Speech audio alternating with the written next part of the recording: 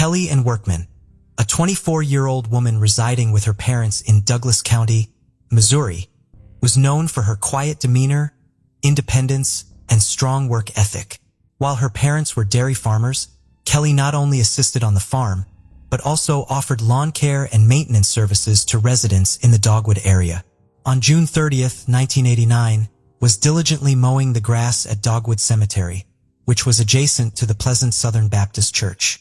She meticulously trimmed the stray blades around each headstone, ensuring her work was impeccable.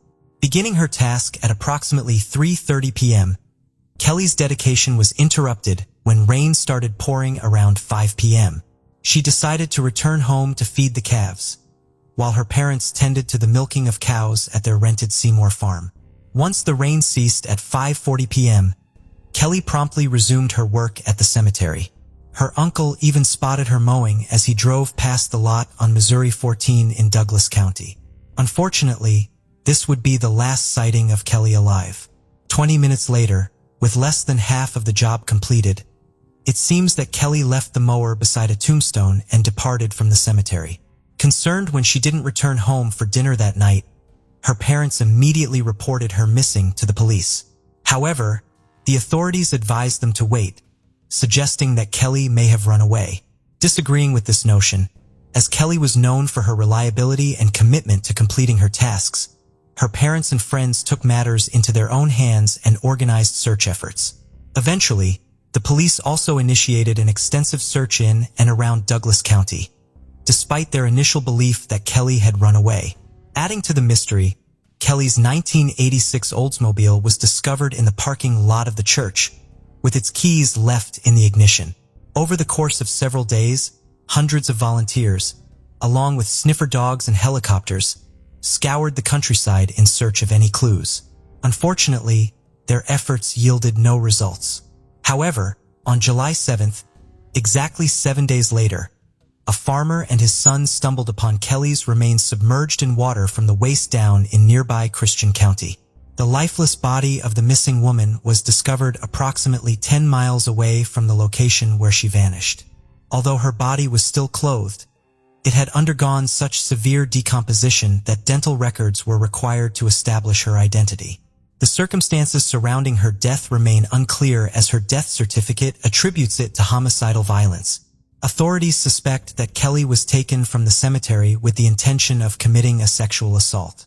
However, the initial autopsy report indicated no signs of sexual assault. It was only recently that investigators confirmed that Kelly had indeed been sexually assaulted. It is believed that she passed away in the early hours of July 1st. Unfortunately, due to the advanced state of decomposition, the exact time and cause of death could not be determined. Kelly's mother, Joan Workman, strongly believes that she knows the precise moment her daughter perished. After reporting Kelly missing at 3:30 a.m. on July 1st, Joan sat on the living room couch, consumed by worry, surrounded by family and friends. In that moment, she experienced a surge of panic and chest pain. She silently pleaded for Kelly to hold on, but the sensation eventually subsided, leaving Joan emotionally shattered. Kelly was laid to rest in the Dogwood Cemetery. Kelly's parents harbored deep frustration towards the Douglas County Sheriff's Department, feeling that if the police had treated the case with the seriousness it deserved from the beginning, there might have been a chance to rescue Kelly.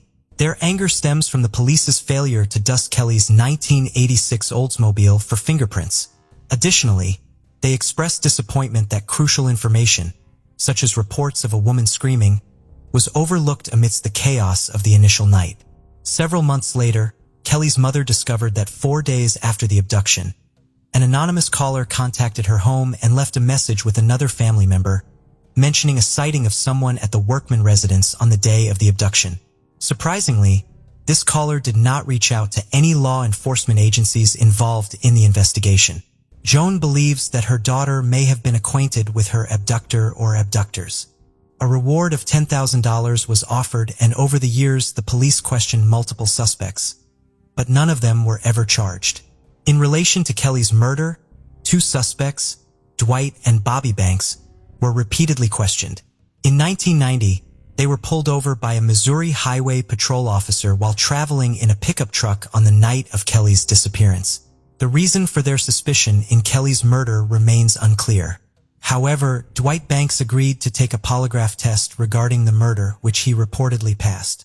Several years later, both Dwight and Bobby became suspects again after Dwight allegedly confessed to multiple people about killing Kelly.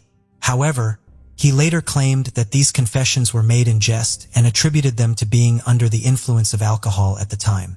Dwight maintained his innocence and stated that Bobby was also innocent. Dwight Banks mentioned that he and Bobby had seen Kelly a few hours before she was abducted while she was working at the dogwood store.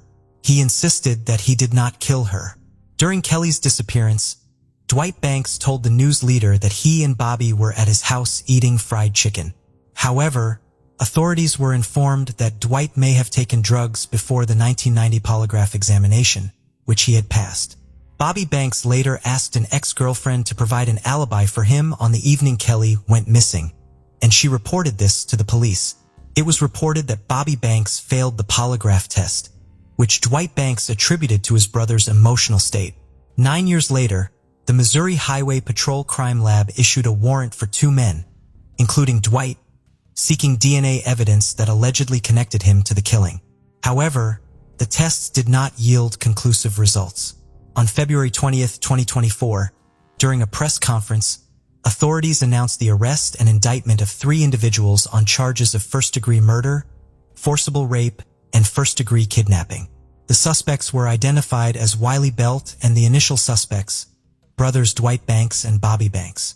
The investigation took a significant turn when an eyewitness from the community came forward, providing crucial evidence that enabled the case to be presented before a grand jury. At the time of their arrest, all 3 men were in their mid-60s. Presently, the Banks brothers and Belt are detained at the Douglas County Jail in Ava, with each of them being held on a $250,000 cash bond. The victims in this tragic incident were 36 years old Billy Payne and his fiancée, 23 years old Billie Jean Hayworth. On January 1, 2012, they were brutally shot to death in their own home. Shockingly, their 7-month-old son was present during the horrifying act, but miraculously remained unharmed despite being covered in his mother's blood. The small town of Mountain City, Tennessee, was left in disbelief and horror by these cold-blooded murders. However, what unfolded during the murder investigation was even more astonishing. A Facebook feud. At the center of this chaos was Janelle Potter, a 31-year-old woman who had led a sheltered life. Janelle, who had battled health issues since childhood, had been subjected to relentless threats and malicious comments on Facebook for months. According to her, the deceased couple were the ones responsible for these threats. Could this deadly outcome truly be the result of a dangerous game fueled by revenge, as everyone suspected? The involvement of Janelle's protective parents and devoted boyfriend made this possibility not entirely implausible. However, the story was far from straightforward. Secret recordings, cryptic confessions, and the presence of a mysterious operative from the Central Intelligence Agency only added further complexity to this already twisted tale. The Facebook murders became a story where reality proved to be stranger than fiction. Mountain City, known for its welcoming and friendly community, seemed to have a darker side when it came to accepting newcomers. At least that was the belief of Janelle Potter, a sheltered young woman who had moved there in 2005 at the age of 24. Given her unconventional life experiences, it was understandable why Janelle felt like an outsider. Born on April 27, 1981 in Pennsylvania, Janelle Lee Potter was the second daughter of Marvin and Barbara Potter. However, her journey was filled with numerous challenges right from the beginning. With learning, hearing, and speech disabilities, along with a diagnosis of type 1 diabetes at a young age, Janelle's path diverged from that of her peers. She was always extra cautious about her health, a trait instilled in her by her overprotective parents during her upbringing. Even as she entered adulthood, Janelle found herself still under the tight control of her parents. This control extended to various aspects of her personal life, including the prohibition of having boyfriends or driving a car, experiences that were typical for individuals her age. Despite receiving a monthly Social Security disability check due to her health and learning challenges, Janelle remained financially dependent on her parents. After moving to Mountain City, her mother Barbara secured a job at Hewlett-Packard, a renowned multinational IT company. On the other hand, her father Marvin, affectionately known as Buddy, was retired and disabled.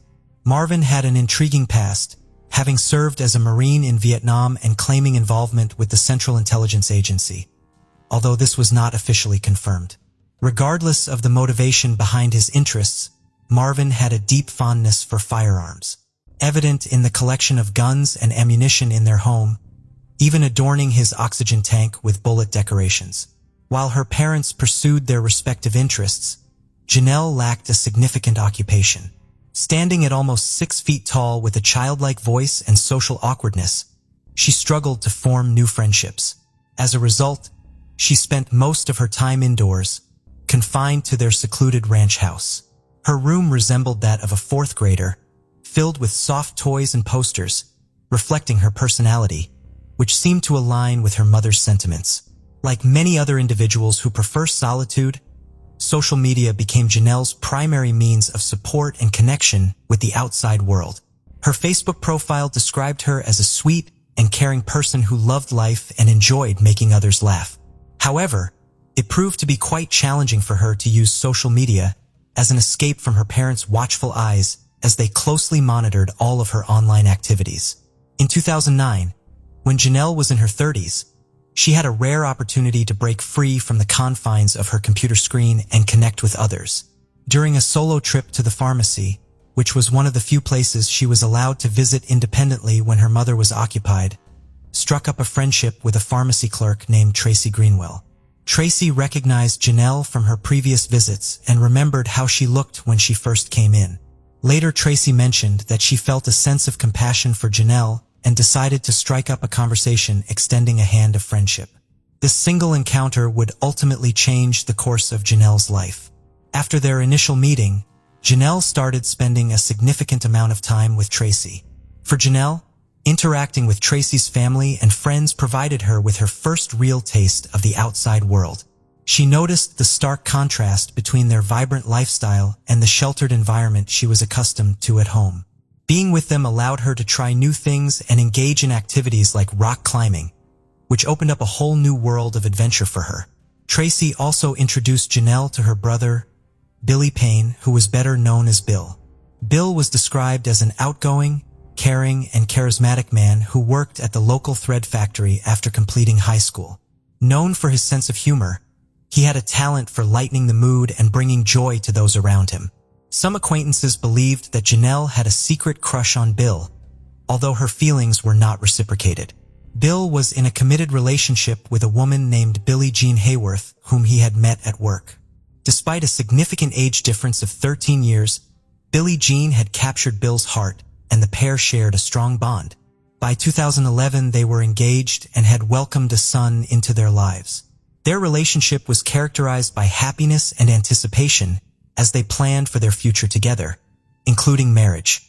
Tracy introduced Janelle to her cousin, Jamie Curd, recognizing there were no future prospects in a new relationship with Bill, much like Janelle. Jamie was also a bit of a loner who was passionate about computers. They bonded over their shared interests and eventually started dating.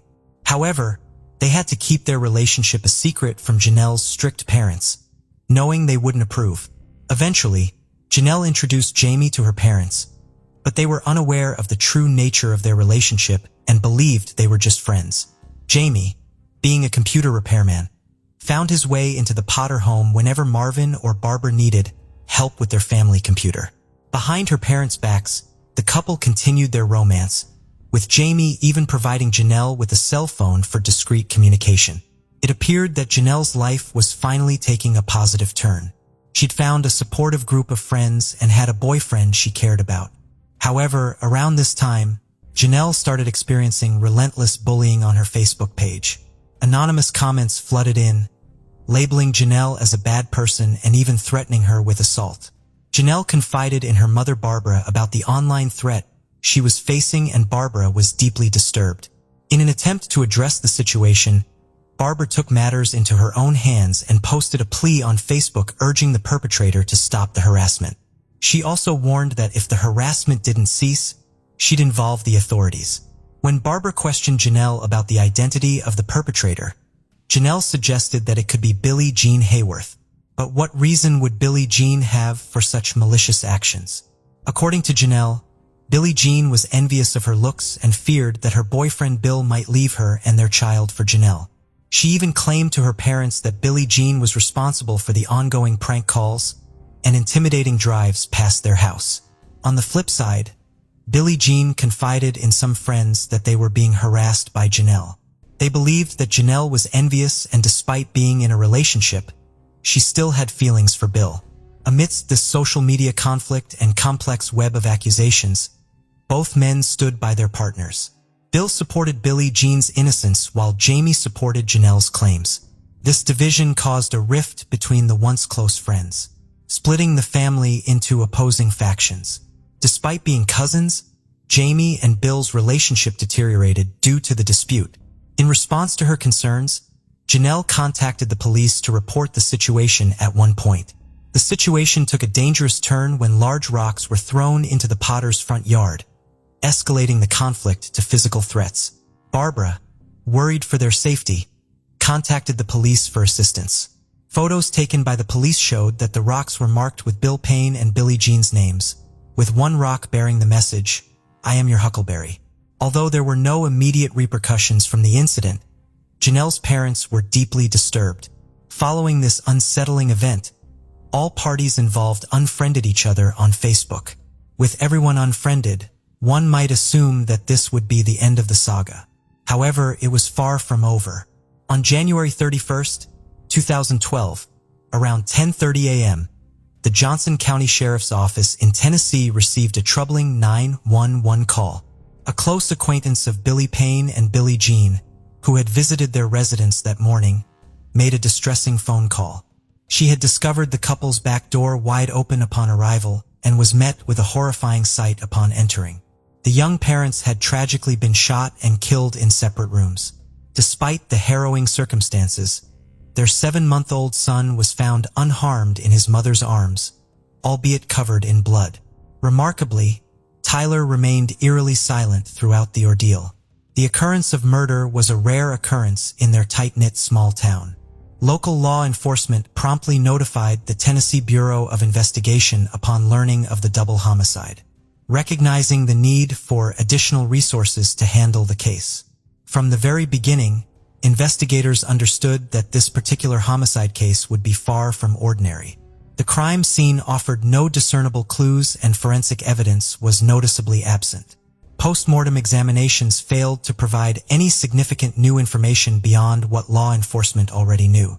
Although 2 bullets were recovered from the scene, the absence of the murder weapon severely hindered investigative leads. Initially, authorities considered the possibility that the violence seen at the couple's home was the result of a domestic situation, potentially a murder-suicide. However, as they conducted interviews with the couple's friends and family to piece together their lives, this theory quickly lost credibility. The authorities also explored the notion of a drug-related altercation given the presence of methamphetamine residue at the scene. Mountain City was grappling with drug-related issues, and Bill had a history of drug use, leading to speculation that the crime may have been drug-related. However, this theory was ultimately dismissed due to the lack of any stolen items from the house. As authorities continued their search for clues, news of the double murders spread rapidly throughout the small town, sending shockwaves throughout the entire community. However, the increased awareness also resulted in speculation and suspicions being directed towards specific individuals. On February 1st, 2012, the day after the murders, Chief Deputy Joe Woodward of the Johnson County Sheriff's Department, accompanied by Tennessee Bureau of Investigation agents, conducted an interview with Janelle and her parents, Barbara and Marvin, at their home. Unbeknownst to them, the interview was covertly recorded. Initially sympathetic, the Potters soon took a defensive stance. Eventually, Janelle began revealing the animosity between the two parties, even mentioning Bill's drug use during the conversation. The focus then shifted to Jamie, considering his recent fallout with his cousin and its potential relevance to the case. Detectives believed it was important to discuss his dynamics with the family. To their surprise, Janelle appeared to still be concealing her relationship with him. However, when questioned about her involvement in the murders, Janelle vehemently denied any responsibility. With no useful information obtained from the Potter family, the detectives found themselves back at square one. Nevertheless, on the second day of the investigation, they received a tip that would completely change the course of the interrogation. According to the tip, during the Facebook feud, Jamie had engaged in a heated argument with Bill, during which he allegedly threatened to harm him. Given their existing suspicions about Jamie and his motives, this tip was too significant to ignore. Without wasting any time, they brought Jamie in for questioning at the police station on February 2nd, 2012. Jamie explained to the detectives that Bill was upset because Jamie continued to support Janelle during the conflict on social media. After further questioning, the detectives directly asked Jamie if he was responsible for the murders of his own cousin, Bill, and Billie Jean, Bill's fiancée.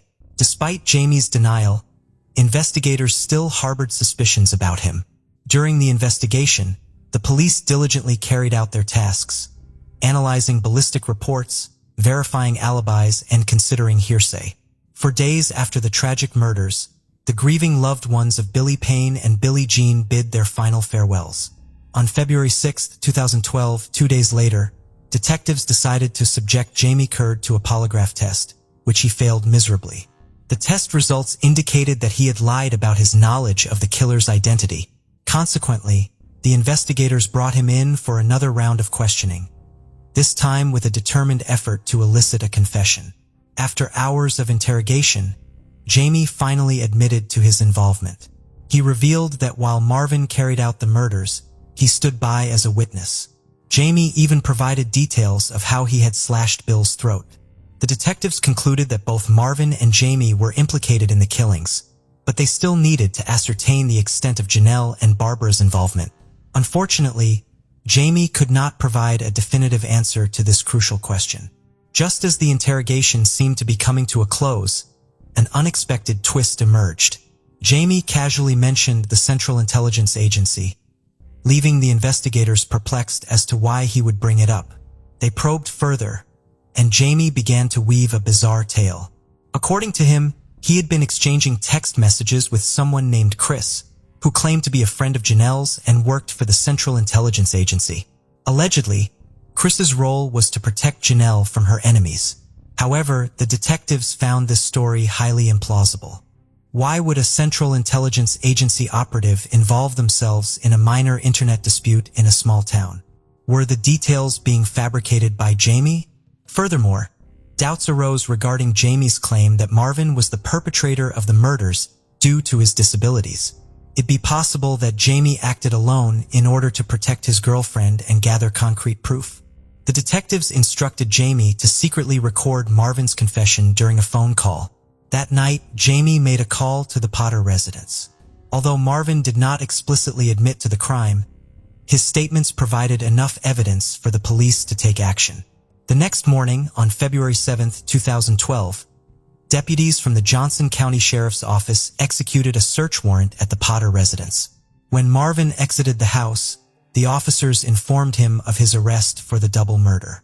As the search began at the Potter house, Marvin was placed under arrest and restrained with handcuffs. Subsequently, his interrogation commenced at the Johnson County Sheriff's Office. Initially, Marvin denied any involvement. Therefore, the detectives decided to adopt a different approach, giving Marvin an opportunity to implicate Jamie.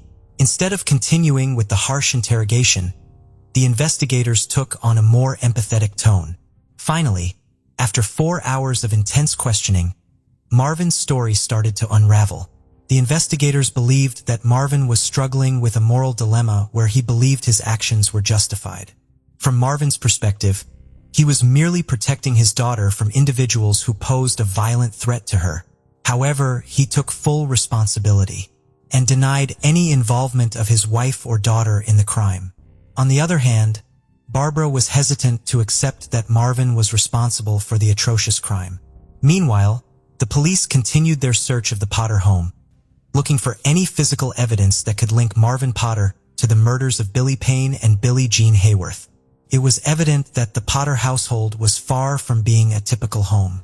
Numerous weapons were found throughout the house, not just guns. Knives were also discovered in abundance. Additionally, there were other peculiar items present. One officer witnessed Barbara Potter tearing up a piece of paper that was found on a coffee table in the living room.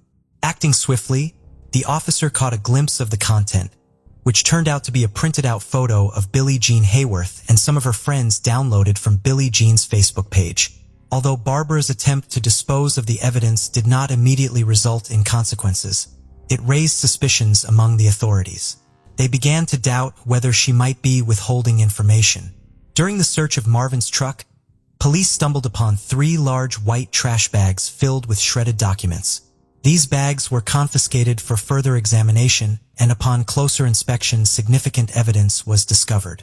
In total, 51 items were seized from the Potter residence as evidence, including the family computer that Janelle frequently used. As the investigation progressed, both Marvin Potter and Jamie Curd were charged with first-degree murder in relation to the brutal killing of Billy Payne and Billie Jean. This development brought a sense of relief to the grieving loved ones of the deceased couple. Conversely, Barbara was disheartened by the unfolding events. It took investigators several months to meticulously piece together the evidence they had collected. However, as they delved deeper, they uncovered something unexpected. The investigators painstakingly reconstructed the shredded documents found in the 3 trash bags recovered from Marvin's truck.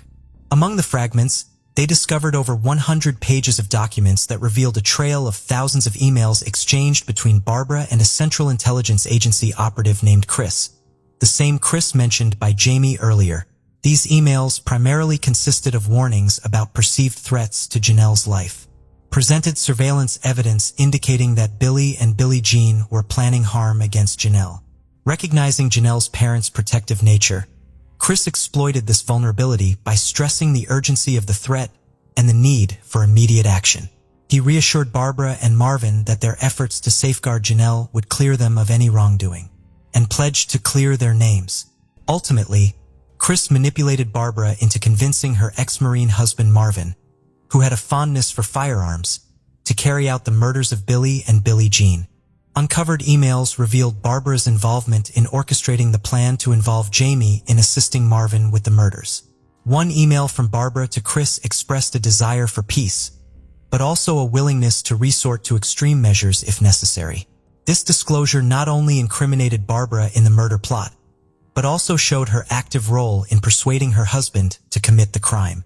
As investigators probed deeper into the case, the enigmatic figure of Chris remained a central question. Why would a Central Intelligence Agency agent transform into a mysterious protector for a woman from a small town? With numerous unanswered questions, investigators realized the need for a thorough investigation. However, no one could have predicted the shocking plot twist that awaited discovery. Tracing the IP address linked to Chris's emails revealed a surprising revelation. It was the same address as the Potter family's home computer.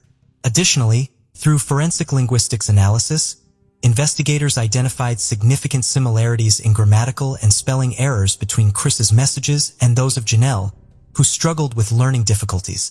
This revelation led to an inevitable conclusion.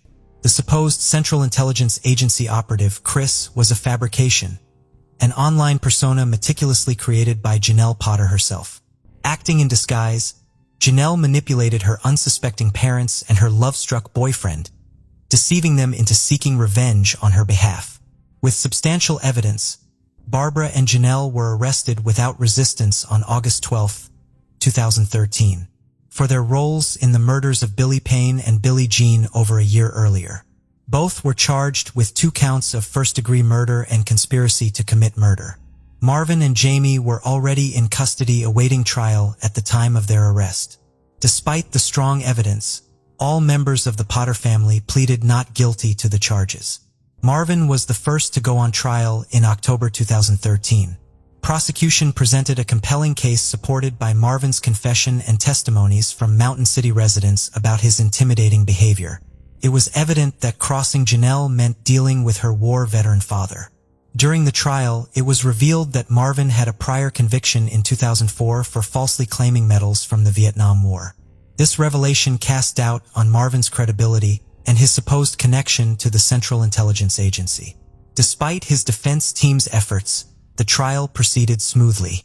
On October 11, 2013, the jury took only 3 hours to find Marvin guilty of the murders, sentencing him to 2 consecutive life terms.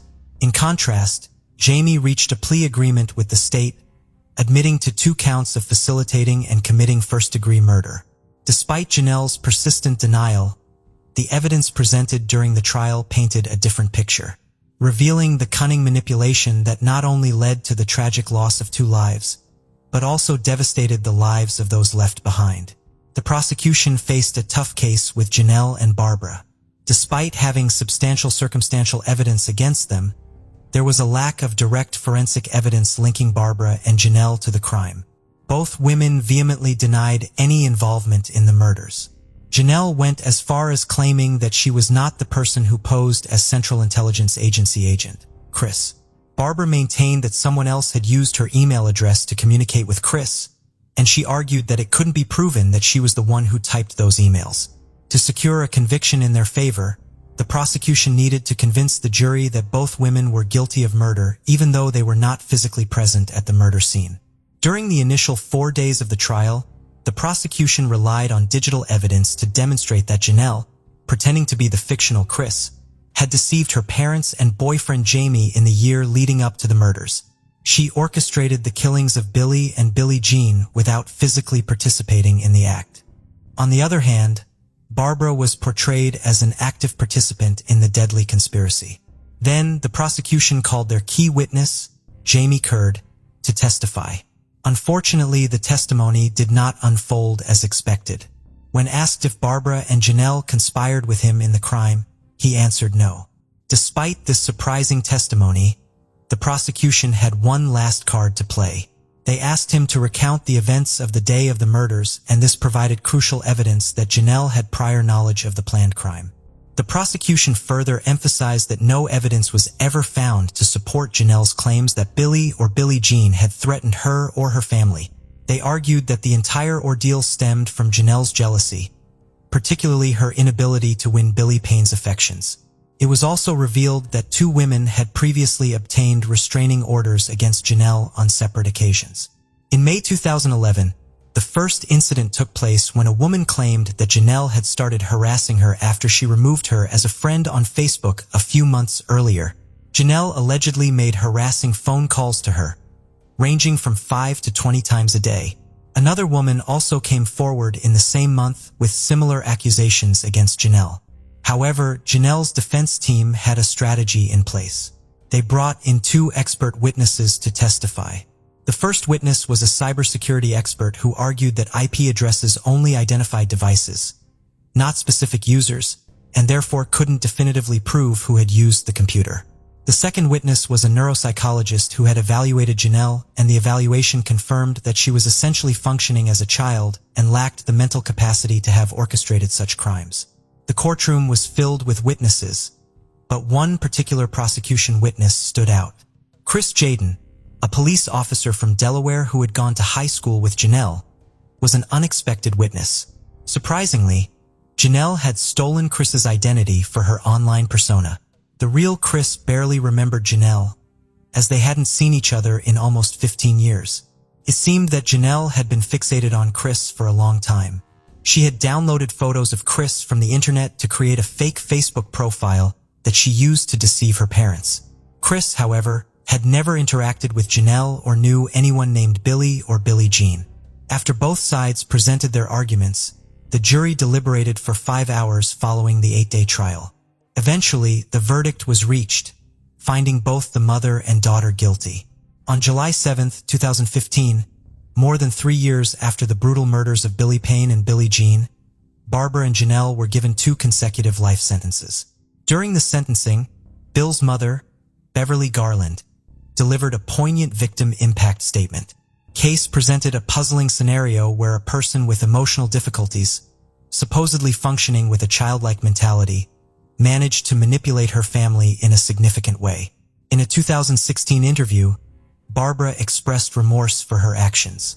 Her desire for a new trial was granted in August 2021 following the approval of one of her appeals. The argument made was that she deserved a fresh trial due to her original lawyer's conflict of interest in the 2015 trial, as he also represented her husband, Marvin. However, in November 2021, Barbara opted for a guilty plea, resulting in a reduced sentence of 25 years. On the other hand, Janelle continues to assert that she was a genuine victim of cyberbullying and denies any involvement in the murders. Over nearly 2 decades, Keith Hall concealed a significant secret from society.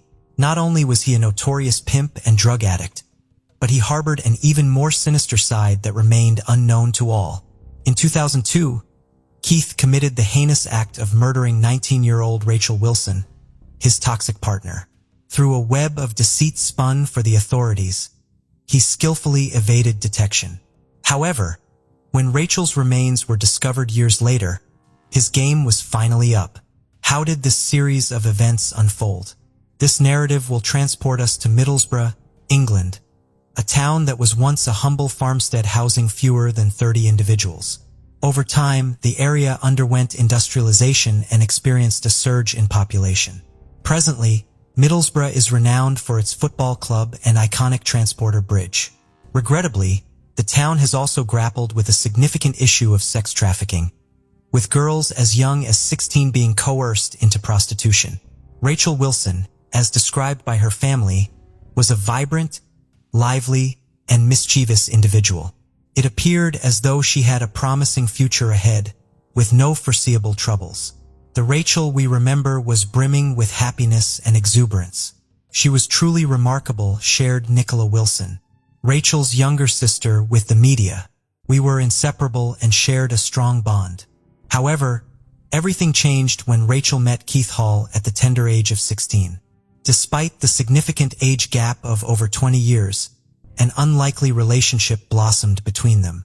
From the outset, it was evident that their connection was destined for disaster, but Rachel was unaware of the impending consequences.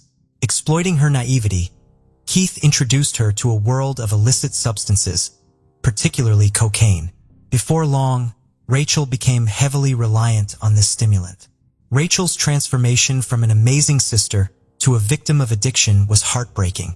Her brother Carl recalled how she had always assured him that she would overcome her drug problem before his 18th birthday. However, as Keith's influence grew stronger, Rachel's life spiraled out of control.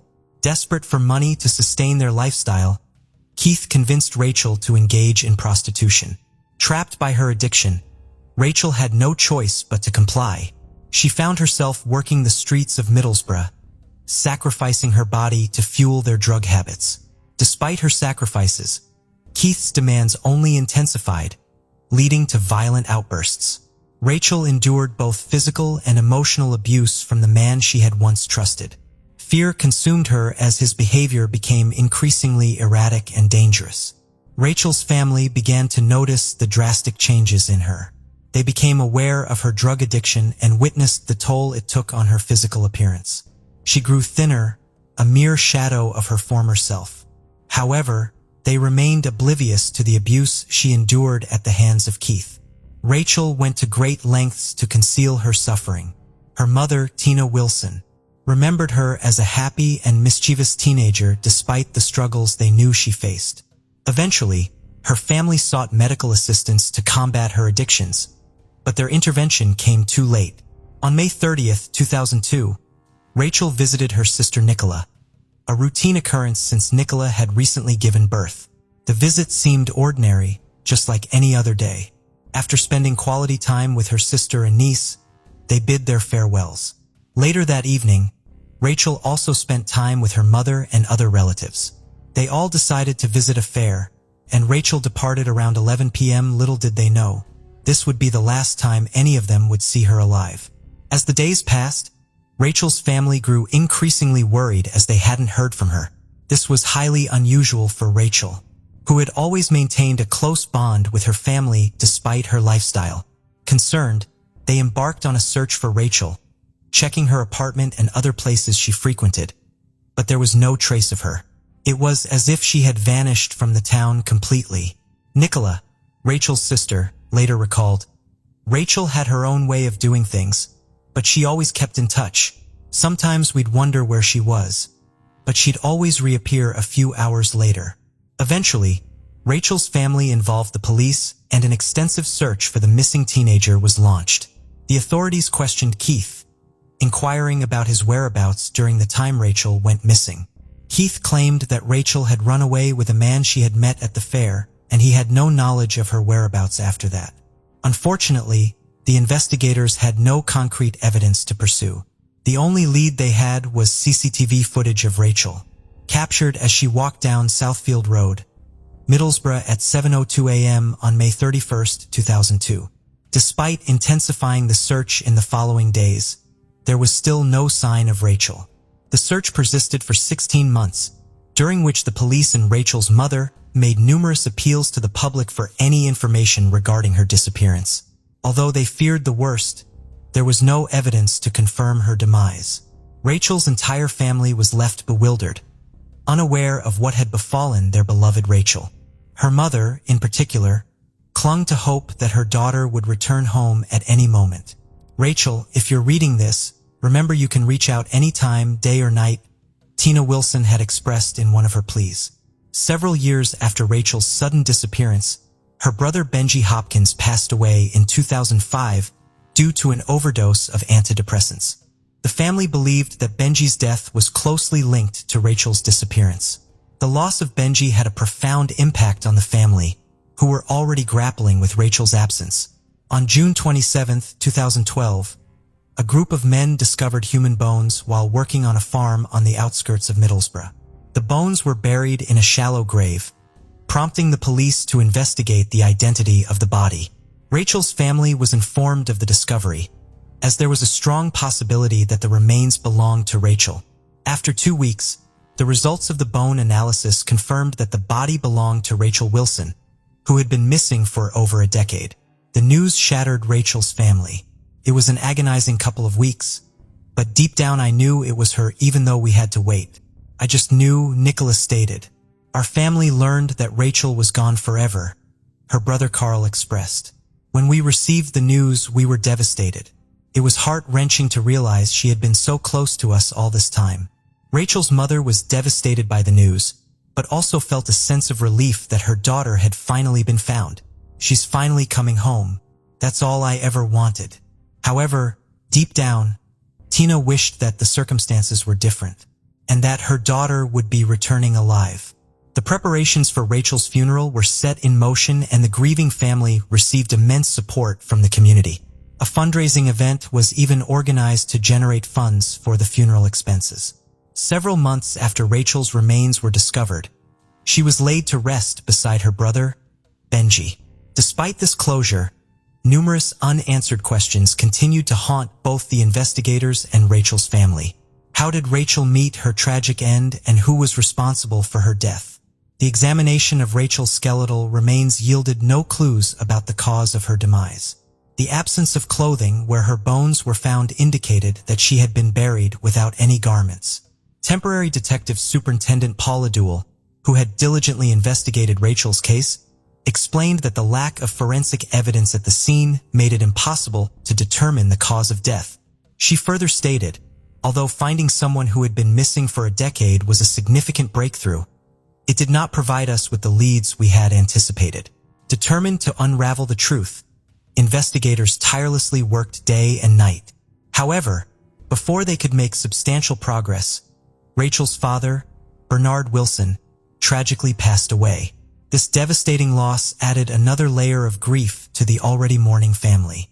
Tina expressed her sorrow, saying, "All Bernard wanted was to uncover the truth about his daughter's fate, and it is heart-wrenching that he departed this world without knowing." Finally, in 2014, a breakthrough occurred in the case. The police identified a suspect, none other than Keith Hall. At the time of his arrest, Keith was 54 years old and was questioned extensively regarding Rachel's death. A search of his property yielded incriminating evidence, including a lock of Rachel's hair, a handwritten note from her. The note, addressed to Keith, was believed to have been written shortly before her disappearance. Within the note, she expressed her apologies to Keith for not earning enough money. This note, along with a lock of hair, later became crucial evidence against Keith. Despite being released on bail due to the lack of concrete evidence linking him to Rachel's death, Keith remained a primary suspect in the case.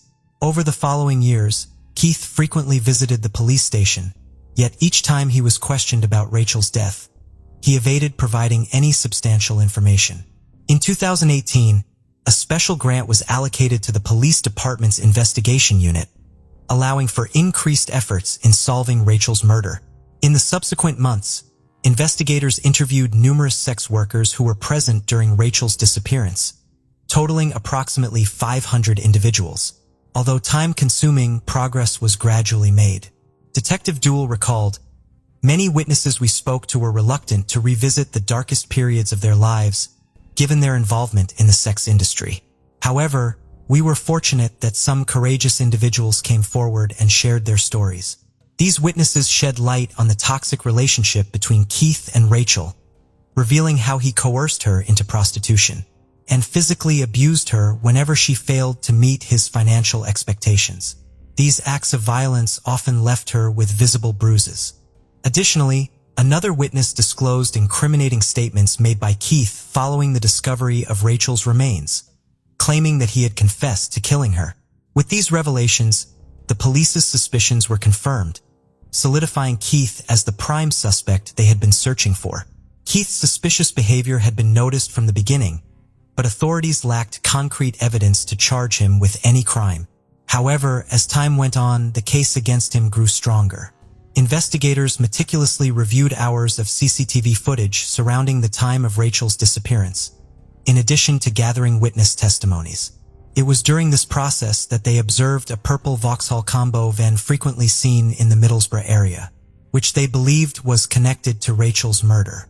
Further investigation led them to link the vehicle to Keith. With this mounting evidence, investigators began to piece together the events leading to Rachel's tragic end. They theorized that after Rachel left her family on the day she went missing, she continued her usual work throughout the night. At some point, she encountered Keith, who became enraged by her earnings for the day. This confrontation escalated into physical abuse, and investigators believed that Keith went too far, ultimately causing Rachel's death. Realizing the gravity of his actions, Keith decided to cover up the crime.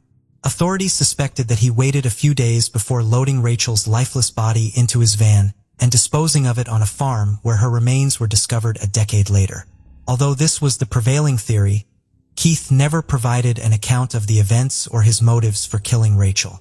In December 2019, he was formally charged with her murder, as well as additional charges of living off immoral earnings and perverting the course of justice. The latter charge stemmed from his attempts to manipulate a key witness into lying to the police. Despite the overwhelming evidence against him, Keith maintained his innocence and pleaded not guilty.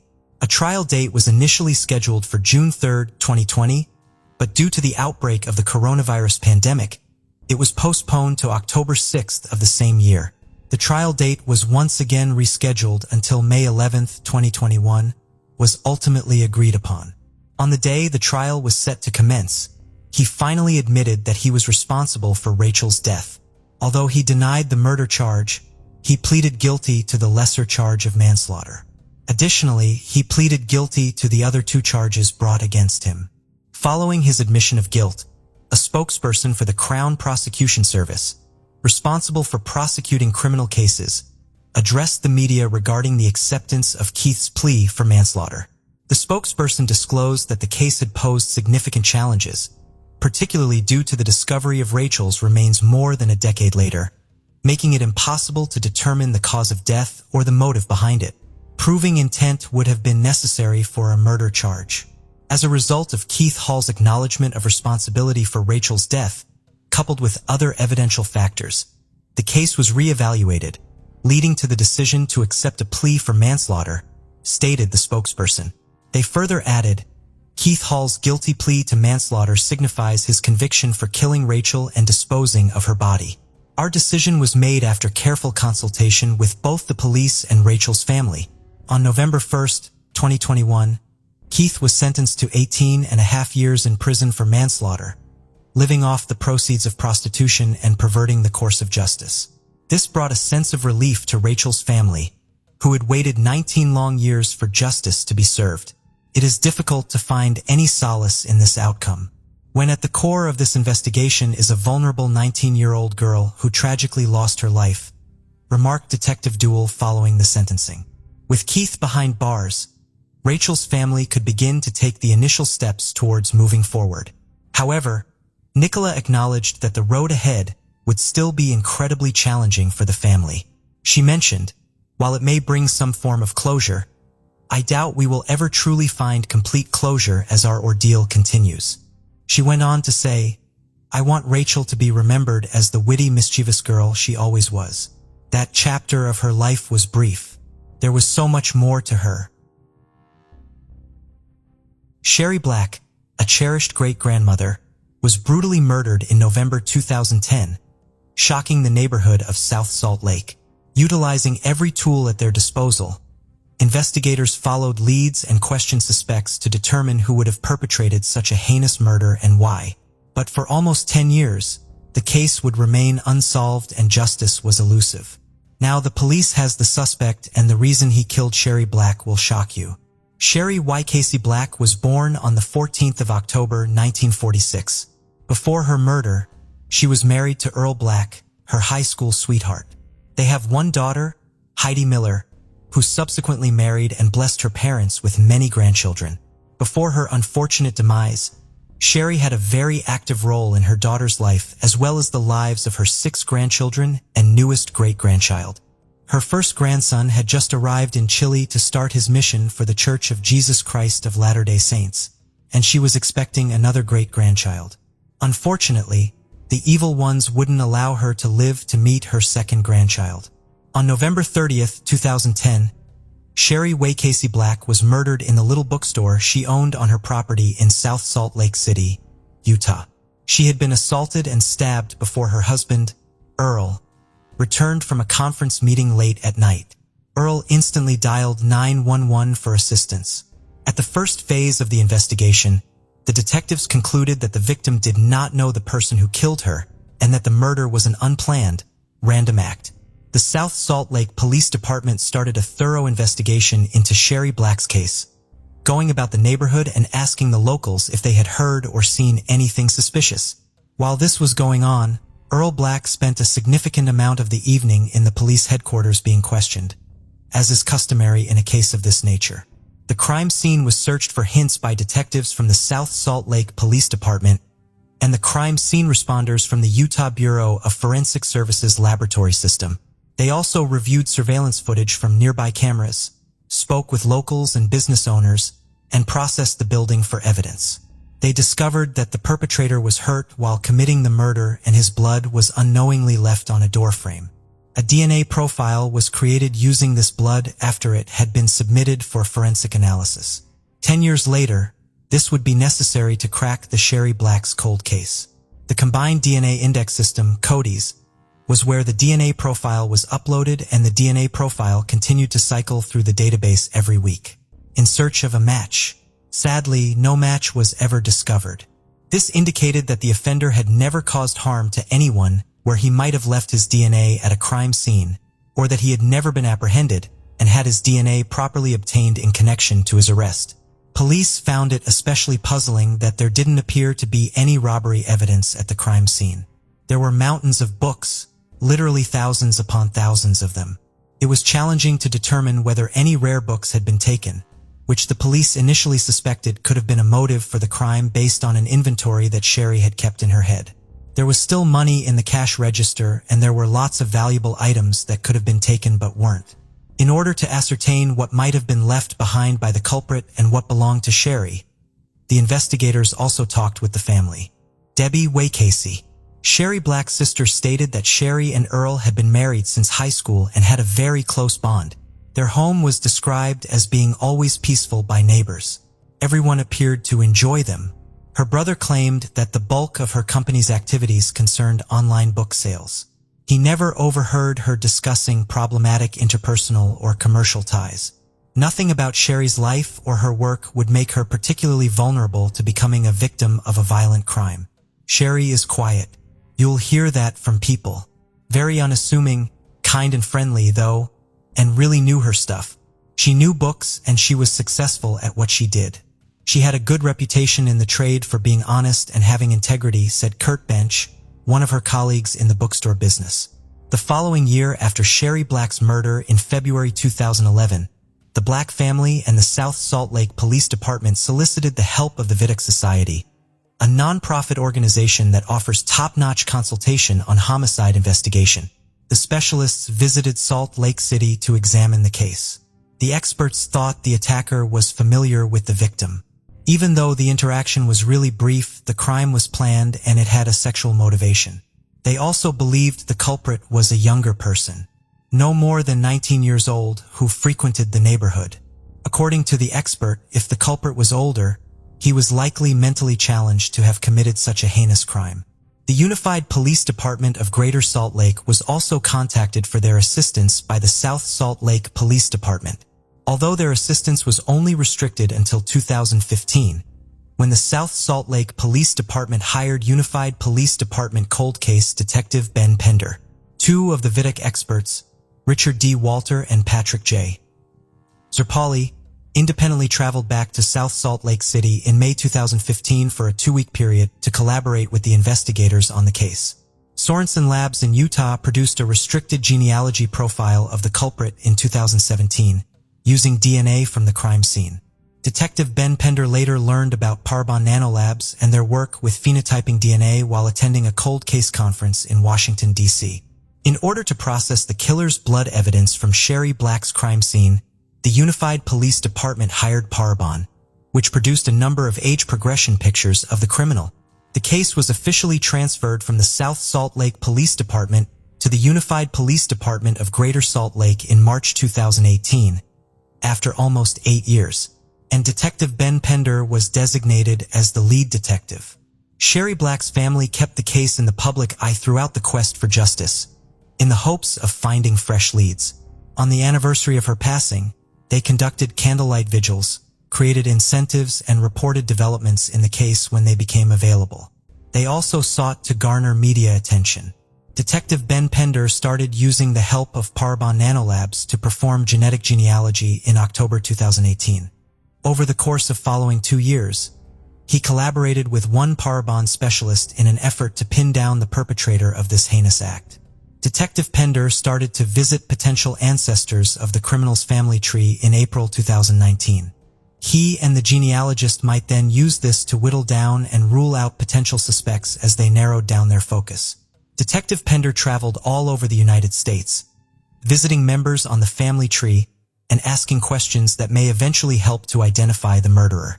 He worked with the Parabon genealogist in between his travels, and she would recommend subsequent actions based on his findings and her research. The genealogist discovered that someone had submitted a DNA profile into GeneMatch in the fall of 2020. A few days before deciding whether Detective Pender was to travel east again or travel towards the west, the submitted DNA profile looked a whole lot closer to the murderer. The genealogist advised Pender to fly to Sacramento, California, and meet with a certain woman who turned out to be the crucial piece of the puzzle investigators were seeking for the Sherry Black's case. When Detective Ben Pender arrived at her house, she warmly invited him into her home after he introduced himself. She further allowed him to collect a DNA swab from her for analysis. Detective Pender met her adult son, who was home at the time. Pender had a conversation with her son and inquired about the possibility of him knowing about a child from his past. The man disclosed to Pender that a woman had long ago suggested that he might be the father of her child, but left the matter unresolved. He also consented to a DNA test. After fitting the puzzle pieces together in his head, Detective Pender was convinced he had finally met the right match. When it was determined that the man from Sacramento was the biological father of the person who killed Sherry Black, he took the information to the Utah Bureau of Forensic Services laboratory system. For processing, he was then able to use this information to track down the killer. After being located, the offender's DNA had to be lawfully obtained in order to verify a one-to-one match with the samples taken from the crime scene. Law enforcement secretly collected this sample and they received the outcomes they had been seeking for 10 years. Adam Durbrow of Orem, Utah, who was 19 at the time of the murder, was consequently apprehended in October 2020 and accusations were made against him. When asked why he did what he did, Adam Durbrow said, "I went into the bookstore. I had no intention at all to do anything. It was a bookstore. I love books. I don't know why this happened." Following his arrest, Sherry Black's grandchildren spoke to the judge about how Adam Durbrow caused them trauma and how their grandmother's passing affected their lives. They further claimed that their mother and grandfather suffered even more grief as a result of Sherry Black's death. They then requested a life sentence for Durbrow without the possibility of parole and said they did not want to worry about the whereabouts of the person who killed their grandmother any longer. "For 11 years, I've had to live without Sherry. My life will never be the same. She was beautiful and caring, as everyone has stated. What a wonderful woman she was. But I don't have her anymore. Instead, I have the memory of coming home and finding her. That's what I have left," Earl Black said in court. Adam Durbrow avoided a trial by entering a guilty plea a year later. For months later, he was given a life sentence without the possibility of parole. Kyoto. Once the capital of Japan, is home to 17 World Cultural Heritage Sites and has long been a favorite destination for tourists, expats, and backpackers from all over the globe. Famous for its stunning ancient temples like the Golden Kinkakuji and the magical Kaya-Mizudela, it is also world-renowned for its charming winding streets and serene gardens. As the cultural heart of Japan, Kyoto is the last place anyone would expect a mass murder to occur. However, on a humid, overcast morning on the 18th of July 2019, one man's quest for revenge over a perceived act of plagiarism would shock the world and take the lives of 36 people, causing serious injuries to a further 34, making it the deadliest attack on Japanese soil since the end of the Second World War.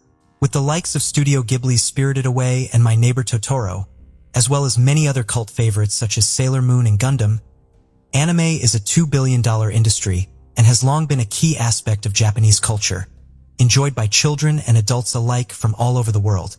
Kyoto Animation, known as KyoAni to its scores of loyal fans, started life as a small and humble animation studio first established in 1981 by charismatic husband and wife team Hideaki and Yoko Hata. The Hatas began their studio by recruiting unemployed mothers and other inexperienced workers who would ordinarily not be given a chance.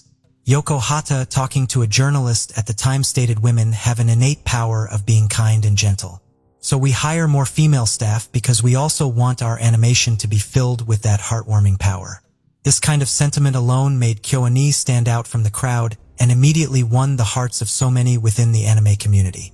In the following years, the studio grew in size and gained widespread popularity across Japan for its production of high-quality anime movies and for its skills in storytelling, producing over 28 television shows and films between the years 2003 and 2019. Many of the studio's productions became instant classics, such as the series The Melancholy of Haruhi Suzumiya, an animation series about the adventures of a supernatural high school girl, Clannad, a fantasy drama, and K-On!, a series following the lives of 4 high school girls. The studio was a creative's dream workplace as well, and positions there were highly sought after by other artists and writers alike. Not only for the chance to work at a successful and popular studio, but also due to the fact that Hideaki and Yoko were very kind employers, with a vision to support artists fully. They paid a generous full-time salary to staff where other animation studios tended to only pay artists and writers on a freelance basis. They also offered an array of training opportunities within the studio, as both Yoko and Hideaki believed from the beginning in fostering artistic talent wherever they found it. One way in which the studio discovered new talent and up-and-coming artists was by running the annual Animation Awards competition, a yearly cash prize contest open to professional and amateur writers alike, and offering the chance for lucky winners to have their stories published and adopted by the studio. Unbeknownst to Hideaki and Yoko Hata and others at KyoAni, it would be the same competition that would spark a hatred so deep in one man and flame his obsession with revenge, culminating in one appalling act of violence. The morning of Thursday, the 18th of July, started pretty typically for the employees of the KyoAni Studio 1 building. The day, though overcast, was already growing humid, and the cicadas could be heard buzzing continuously in the trees dotted along the roads, leading to the busy Rokujizo train station in the residential area of Fushimi, where Studio One was located. From the outside, Studio One, the animation company's main base of operations, was just an ordinary-looking old-fashioned and simple three-story building, connected by a single iron spiral staircase. But the inside was very much different. The interior had a buzzing but very relaxed and creative atmosphere. Tatami mats were laid out on the floors, as is Japanese custom in the home. Employees walked around barefoot or in slippers. There was even a space in the corner of the second floor for taking a nap if artists wanted to catch up on sleep after lunch. The Hadas always wanted their company to have a family feeling to it, and Studio One was a testament to that. Around 70 artists, writers and animators were gearing up for another hectic day of creating whilst chatting and laughing about their plans for the weekend. Amongst them was 22-year-old Yuka Kusuma and 23-year-old illustrator Yuki Imura, who had both only just recently joined the studio after graduating from university. Yuka's mother would later say about her daughter that her dream since she was a young child was to go into the animation industry. At around 10:30 a.m., a disheveled and heavy-set man wearing spectacles, a sweat-stained red t-shirt and dirty stone-washed jeans burst through the front doors of the studio carrying a 40-liter liquid container and shouting, "Die, die, die." The man then began frantically splashing gasoline around the entrance, hallway, and overshocked studio employees who attempted to stop him. A desperate struggle ensued, but the man pulled out a lighter and ignited the fuel, causing what many witnesses recalled as a large flash and explosion. A middle-aged man who was working at a housing exhibition near the studio at the time told reporters after, "I was in the office around 10:30 and suddenly I heard an explosion. When I went outside, I heard another large explosion. I could see there were flames and smoke mainly on the second and third floors of the studio, and some people were evacuating. The smoke was rising quickly and it was really thick, so I immediately called the fire department." Engulfed in flames, the culprit fled screaming from the building where he was pursued by 2 studio employees, and with the aid of police officers later, he was wrestled to the ground in a courtyard around 100 meters away. As the badly burnt man struggled with police, he repetitively shouted, "They plagiarized my work. I did it because they stole my novel," and he demanded to speak to the president of the studio. Police restrained the man who had severe burns on his legs, chest and face until backup arrived. Officers also discovered knives and bladed weapons concealed in a bag near the studio that belonged to him too. Due to the very common occurrence of earthquakes in Japan, the vast majority of smaller buildings, such as the 3-story Kyoto Animation Studio 1 building, are constructed with wooden frames, which can cause fires to spread with chilling ease. Heartbreakingly, this would also prove to be the case with Kyoani, which due to its designation as a small business building, also lacked sprinklers and fire extinguishers throughout its premises. The flames spread and grew ferociously within seconds, trapping most of the terrified employees, including Yuka and Yuki, inside the building, and forcing them up the single spiral staircase to the smoke-engulfed second and third floors, where many of them collapsed due to suffocation or succumbed to the flames and died. Firefighters would later state that the fire had grown to the unbelievable temperature of 957 degrees Fahrenheit. Bystanders on the street outside could only watch helplessly in horror as screams and shouts drifted from the building, which was now submerged in smoke. The extreme heat and toxic fumes drove many of them back as they desperately awaited for the fire brigade to arrive on scene. 81-year-old Ken Okamura, who lived close to the studio, told reporters the next day that he saw several women jump from the burning building's second floor. They were so badly burned that blood was coming from their noses and all of their clothes, but their underwear were gone, he said. Another witness was 74-year-old Hatsumi Yamashita, who taught dance at the local community center, where many of the injured were brought to receive immediate emergency treatment. The dance teacher told reporters she thought one of the girls was wearing a jet black outfit. However, when she looked closer, she realized to her horror that when the girl laid down on the floor, she was so burned that she was almost naked. "I could never forget this young woman," Ms. Yamashita said. On this tragic morning, the studio president Hideaki wasn't at Studio One. He had been preparing for an interview with a major Japanese television channel about some animation work that they had created for the 2020 Tokyo Summer Paralympics across the city at Studio 5. It was just as the interview was coming to a close at around 10:33 that he received a call from one of his employees, informing him that there was a fire at Studio 1. He later stated he wasn't overly concerned at the time. The member of staff who had called him didn't seem alarmed, and Hideaki wrongly assumed one of the animators had set up a fire alarm, or that there had been a small confined fire in the staff kitchen. He brushed off the call and continued his morning as usual, making preparations for an early afternoon business meeting at Studio 1, telling himself he would find out soon enough what had been the cause of the telephone call. It would only be a short while later, as he was driving towards Studio 1, that he noticed the thick black smoke and heard the wailing sirens. He began to worry. He called his wife Yoko on her cell phone. He knew she wasn't scheduled to be at Studio 1 that day, but was relieved to know that she was safe, though she also didn't know what was happening. Unable to progress further in his car due to the firefighters blocking off the streets, the 69-year-old CEO parked quickly on a side street and ran towards the billowing clouds of smoke, and the studio that he and his wife had dedicated their entire lives to building up. As soon as he got to the scene and saw the scale of the fire, he knew there was nothing he could do. He stumbled upon a small group of his employees sprawled out on the ground in an alley, coughing and crying, their clothes and skin black with smoke. He asked them what had happened, and when no one could really answer, he fell to his knees and embraced them. He would spend the rest of the day at the scene unwilling to leave, trying to help and console his surviving employees in any way that he could, trying to understand what had happened. For the husband and wife team of Hideaki and Yoko Hata, life and their beloved studio would never be the same again. The fire would rage for 5 hours, until 30 fire engines and countless brave firefighters managed to get the blaze under control and then finally extinguish it at approximately 6:20 a.m. the following morning. The atrocity would instantly claim the lives of 34 people, 20 of them women and 14 of them men, with 2 more victims later dying in hospital from their injuries. Tragically, the firefighters would discover many of the dead on the spiral staircase leading up to the roof.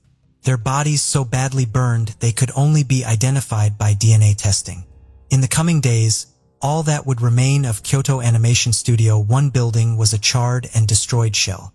Piles of flowers gathered at the site by the hour, and it would remain a shrine to the dead until it was formally demolished on the 28th of April, 2020. People across Japan and the world were heartbroken and disgusted by this attack. Every person who heard the awful news had 2 simple questions. Who would do something like this, and why?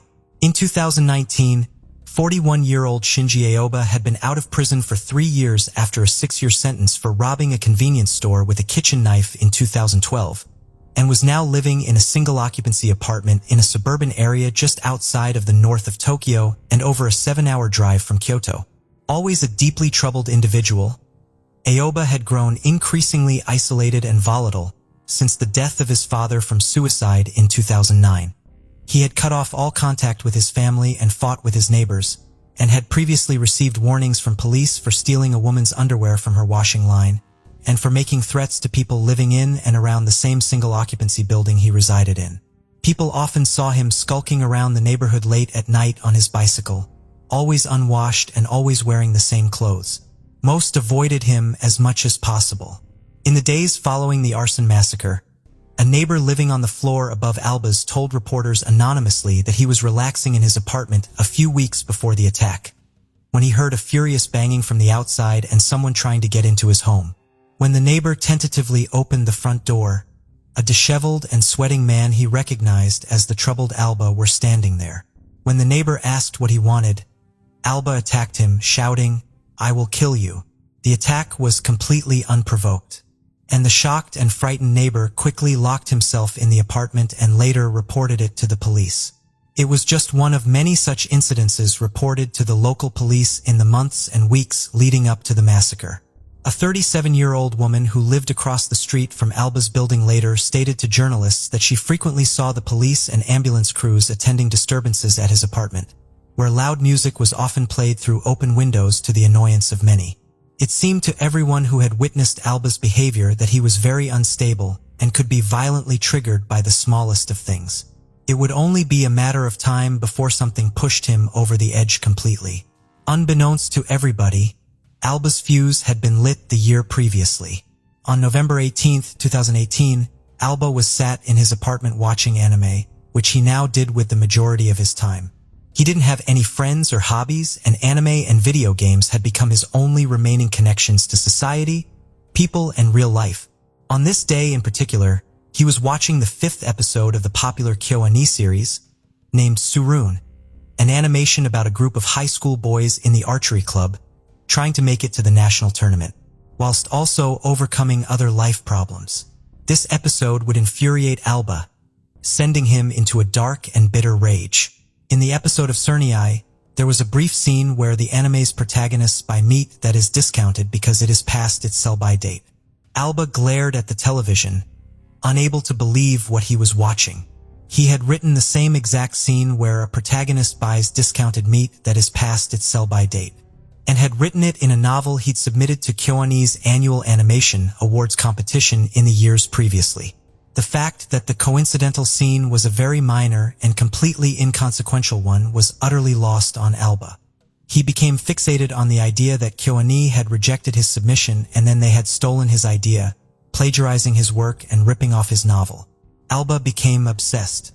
It was in this same period of time that the studio received a deluge of anonymous death threats by email that numbered in the hundreds, and the police had been called in to patrol the main studios for a brief time. The emails could never be tracked down by the authorities due to the author using a particular software that blocked all tracing attempts. The police patrols gradually decreased as the death threats ceased. It would only be after the massacre and apprehension of the killer that the death threats and ALBA would be linked, though not ever concretely proven. 4 days before the Studio One massacre, a 27-year-old company employee, who later gave his name to the media simply as Matsumoto, was lying on the sofa in his apartment watching a sports live stream on YouTube when the person in the apartment above his started banging on the floor. Assuming the upstairs neighbor was assembling furniture or rearranging their apartment, Matsumoto simply turned up the volume on his sports game and tried to ignore the noise. However, it was only moments later that the neighbor in the apartment next to his started violently thumping on the wall.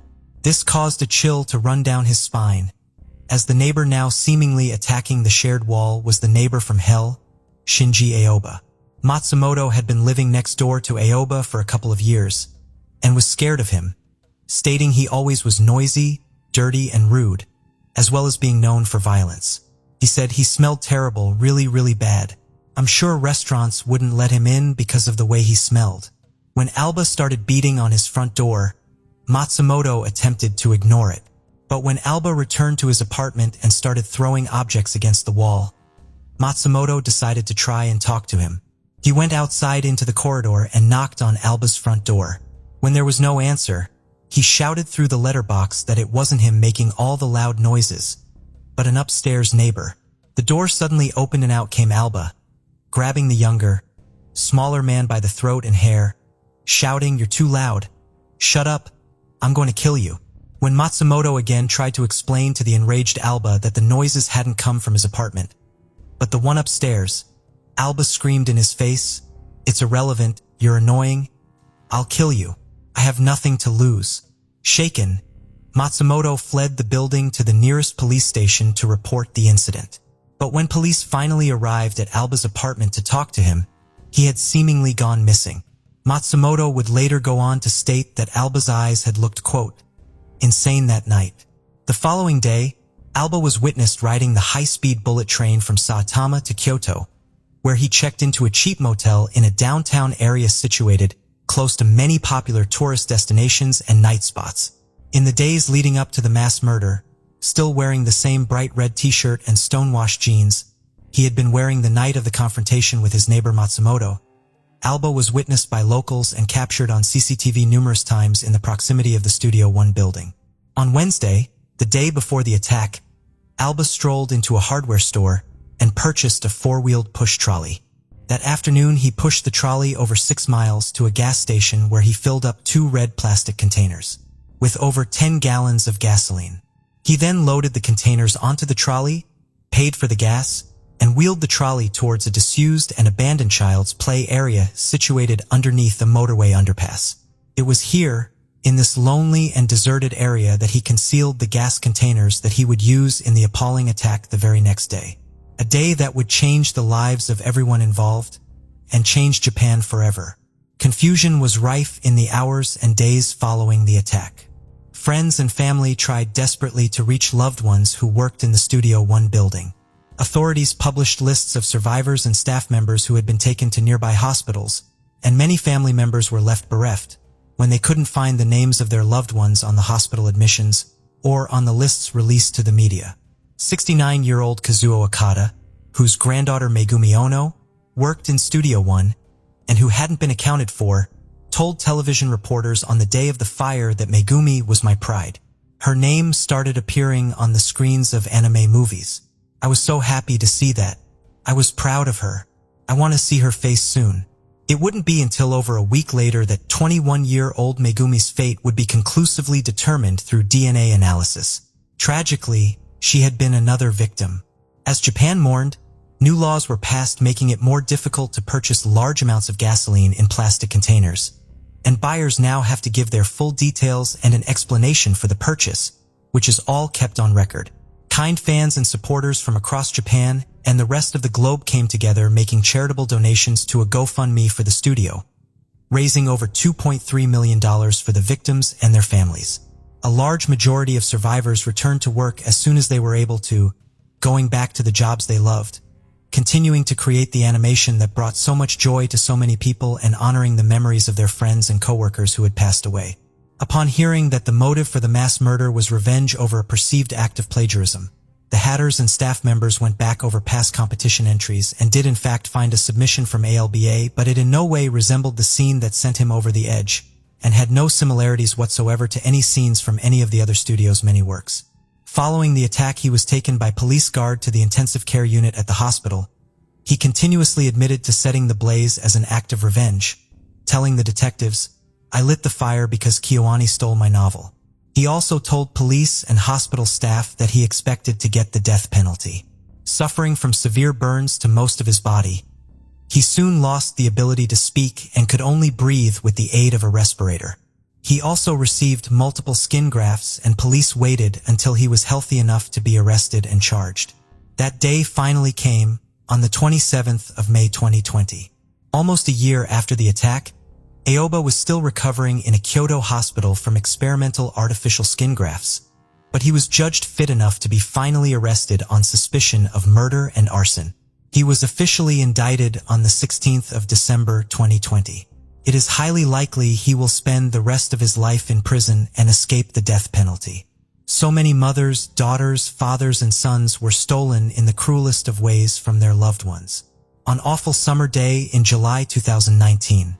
However, their creativity, love, hope, and talent will never be forgotten and will live on in their animation work forever. Melbourne and Victoria, Australia, July 23, 2018 at 9 p.m. A 000 call came in from a 19-year-old at a house in Sunbury. Senior Constable Luke Coquin was on shift at the Sunbury police station at the time and instantly recognized the voice on the end of the phone. "I think I killed someone," they said. "I didn't want to, but I did it." He didn't seem scared. "I strangled him. He's on my bed. Feels so good. I don't want to be a killer." "Have you actually done that?" he asked. "You never believe me. Why don't you believe me?" They bluntly and calmly replied. Authorities were dispatched immediately, and when they got to the home, it turned out that Constable Coquin had been right about the voice. He had recognized it.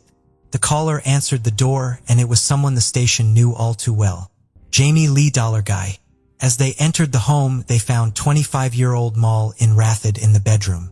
A cord attached to a sex toy was wrapped around his neck, and he was lying motionless. "See, I wasn't lying. You never believe me. Why won't you ever believe me? He's dead, isn't he?" Jamie shouted at the officers. Moreland was put into an ambulance and rushed off to hospital, and Jamie was taken down to the station for questioning. Given what she had revealed already, she was charged with attempted murder, intentionally causing serious injury, and recklessly causing serious injury. What had happened and how it came to be was a frightening story. In the early evening of July 23, 2018, 19-year-old Jamie Lee Dollarguy logged onto the popular dating app used by millions worldwide, Plenty of Fish. Her bio read borderline personality disorder and suicidal tendencies into extreme fetishes, vampire fantasies, bondage, biting people, and being gang raped against her will. She wasn't on it long. Before around 7 p.m., she got a message from a 25-year-old student, Malin Rothode. They exchanged a total of 6 messages, sexual in nature and about everything in Jamie's profile. He told her, "We'll do whatever you want." They made a plan to meet up at her house, with Jamie saying she would put on a costume and her favorite perfume. Malin told her he would be there just after 8 p.m. and he would text when he was outside. With this, he closed the app and started getting ready.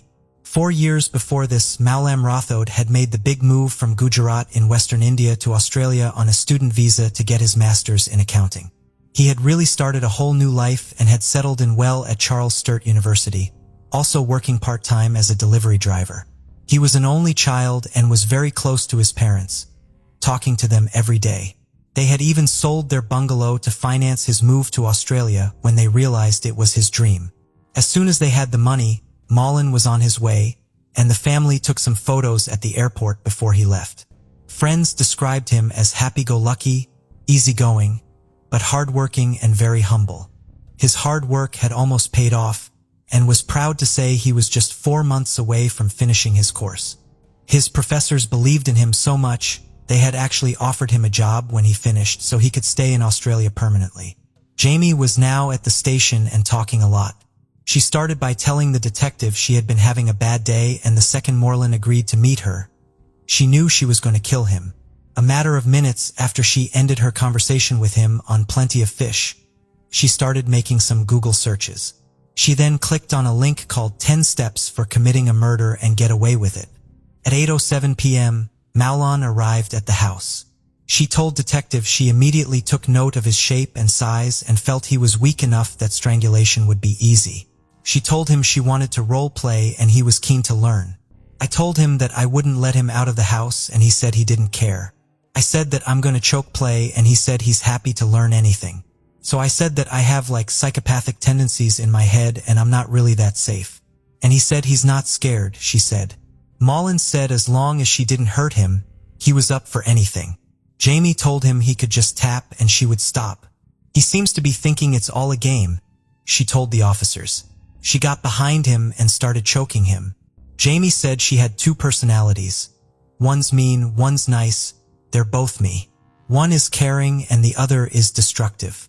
I was hoping he would run away. Call the police, she said. Just a few seconds later, he started to panic and tapped her. But instead of stopping as she'd promised, she only squeezed harder, wrapping her legs around his body to get a tighter grip. She whispered in his ear, "It'll be okay. It'll all be over." At this point, after attempting to wriggle out of her grip for several seconds, Moreland was now lying on his stomach and Jamie was sat on his back. He suddenly went limp and Jamie said she then tied the cord from the sex toy around his neck. "What was your intention?" the officer asked. "Murder," she replied. Just before calling the police, Jamie made some more searches online, looking for ways to be admitted into hospital. She told them she had had an urge to kill, comparing it to the feeling of someone who wants to smoke a cigarette. As she was talking more and more, the story was getting more disturbing as it went on, and the police then got a call. Moreland hadn't pulled through and had succumbed to his injuries just a few hours after getting to the hospital. After this, Jamie Dollarguy's charges would swiftly be upgraded to murder. What she had done, although shocking, was not actually surprising to those that knew her. Some carers who had worked with her even described her as a shape-shifting demon girl. Jamie had lived in state care since she was 10 years old, with frequent visits from social workers and her criminal record starting when she was young. She often spent long periods in juvenile detention. In the years before she turned 18, Jamie had carers living with her 24 hours a day, 7 days a week, in a house owned by the Department of Health and Human Services. They said they were terrified of her and her unpredictability. But when she turned 18, however, they all stepped away and she was living alone and unsupervised. As soon as they left, Neighbors said the police were there for a lot of various reasons, including noise disturbances, fighting, and welfare checks. She would often bring them cakes and cards after their visits to thank them, and they had grown to know her fairly well. She was a massive social media user and would upload numerous times a day. Sometimes the pictures were simply her playing around with filters and sharing her artwork. And sometimes they were lengthy paragraphs about her childhood trauma, sexual abuse, and the issues she had with her body. She said she hated skinny, pretty girls and wanted to torture them. She would self-harm and put batteries into her body, resulting in her having more than 100 operations to remove foreign bodies. One of her friends said she claimed to have a demon inside her and sometimes believed that she was a wolf. One moment she appeared happy and was smiling. The next she was going ballistic, snarling and growling like a wolf and biting people. It is one of the scariest things I have ever seen. It's like she was possessed, someone said. She posted to Facebook just a few weeks before the murder of Moreland and said, "If only they believed me when I said I'm not sane. I live in fear, afraid of what's behind the corner. My heart is black. I no longer feel the emotions of happiness unless I see someone else suffer." And on the afternoon she did kill him.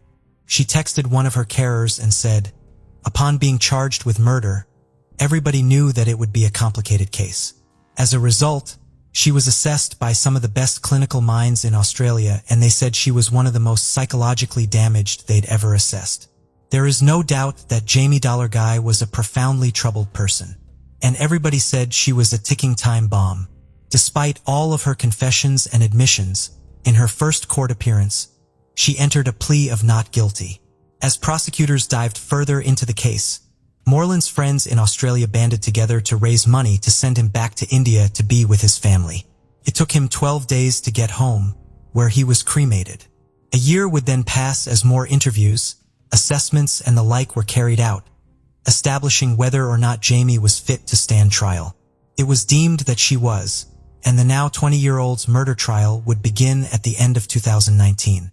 Moreland's parents said although they wanted to be there for their son, they simply couldn't afford to fly over, so they had to wait by the phone every day for any update. The loss had left them unable to eat or sleep, and not being able to get to Australia had only added to their pain. In terms of Jamie's mental health and past issues, it was set to be a complex trial. There was no denying that she had killed Moreland. She had already confessed to that.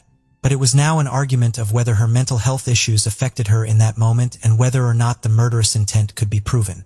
As a result, her lawyers were pushing for a conviction of manslaughter.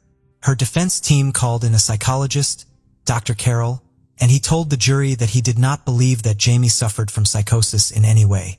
He said that she knew what she had done was wrong and that she was aware of what she was doing. He said she was in a state of turmoil but had a residual awareness that choking Moreland would actually kill him. Jamie's lawyer Sharon Lacey focused heavily on her childhood. She spoke about her past abuse, living in care, and suicidal thoughts and tendencies. They said that her borderline personality disorder had played a role and Jamie was suffering from stunted psychological development brought on by the trauma of her childhood. Jamie sat quietly in the courtroom the whole time, not looking up and not paying attention, sometimes smiling, but mainly focusing her attention on the children's coloring book she was drawing in and making origami. Sharon said her client was so damaged that no jury could be sure of her having murderous intent and therefore they could not find her guilty of murder. "There's no evidence to suggest she intended to hurt him," she said. But the prosecution said that while it was clear there was some significant trauma in her life, as well as severe mental health issues, she admitted to the police that she knew before he even arrived at the house that she was going to kill him. As soon as she got that first text, she had in mind to harm this man, they said. And when Malling got to the house, admitted to sizing him up, assessing how easy it would be to kill him. And her own description of how it all played out showed that Jamie was someone who wanted to do this, someone who was very much present in the moment and understood exactly what the implications were. It was absolutely premeditated, they said. After an 18-day trial, where numerous witnesses including Jamie's carers and clinical experts, and the tape of her lengthy police interview was shown, it was now up to the jury to make the final call. Jamie Dollar Guy was acquitted of murder and instead found guilty of the lesser charge of manslaughter. Safe to say this decision left a lot of people shocked and bewildered. Some sources say that if everything about her dark past and violent tendencies had been told to the jury, maybe the outcome would have been different. But it is hard to tell. The carers that spent even a short period with her argued she should never be released and is far too dangerous. The judge said to Jamie, "You took the life of a young person who had done nothing to harm or provoke you. He was totally trusting and unsuspecting." And although manslaughter carries a maximum of 20 years in Victoria, Jamie Lee Dollarguy was sentenced to 9 years in prison, with a minimum term of 5 years and 6 months, but she had already served just over 2 years, so she could actually be out in just over 3 years. In the court's paperwork, it said that an attribute of her personality was a limited capacity for empathy and capacity to feel remorse. Remorse may serve as an indicator of the likelihood of a person reoffending. A person who is truly and deeply remorseful for their actions is less likely to repeat them.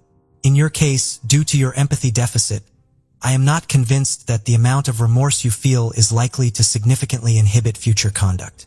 Nevertheless, I accept that you do feel remorse to the extent that you are able to.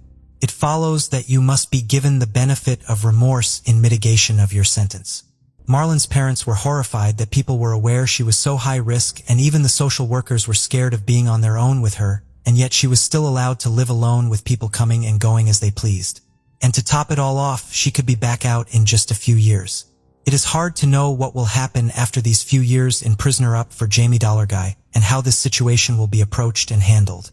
This was an unsettling, disturbing, and very upsetting case to look into in many ways, and we're interested to hear your thoughts about it. One thing we know for sure is that Mal in Rathod lost his life in a terrifying way with someone he had put trust into. And his last few moments realizing what was actually happening to him is unthinkable. His father said, "We are now lonely in our old age. We miss him, but we have accepted the truth. Our son won't come back, but he will remain in our memory and our hearts forever." Charles K.J. Horvath Allen was born August 21, 1968 in Ontario, Canada, where his mother worked as a nanny and where she met his father.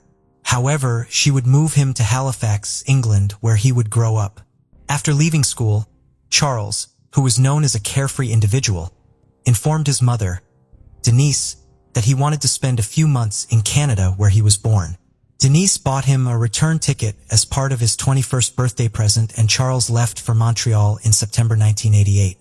A few months later, after visiting his father and godfather in Ontario and backpacking across Canada, 20-year-old Charles arrived in Kelowna, British Columbia on May 3, 1989. He had been staying at a local hostel, the Homes of Friends, and the tiny tent town campsite plus RV park, and registered at various student employment agencies during the month of May that year. He was last seen on May 26, 1989, cashing a check at the Orchard Park Royal Bank. The last time his mother spoke to him was April 17, 1989, when they discussed plans to meet up in Hong Kong for his 21st birthday and her 40th in August of that year. A month later, he last contacted his mother by fax from Kelowna asking her to look into booking an air ticket. Denise became very concerned when she didn't hear from Charles to confirm he wanted her to book his Hong Kong flight. She then called the Kelowna police asking for their help to find her son because she had not received a call from him as expected. After several more calls, she officially reported him missing on August 10, 1989. That same year, the manager had given 3 small items to Denise when she visited the campsite inquiring about Charles.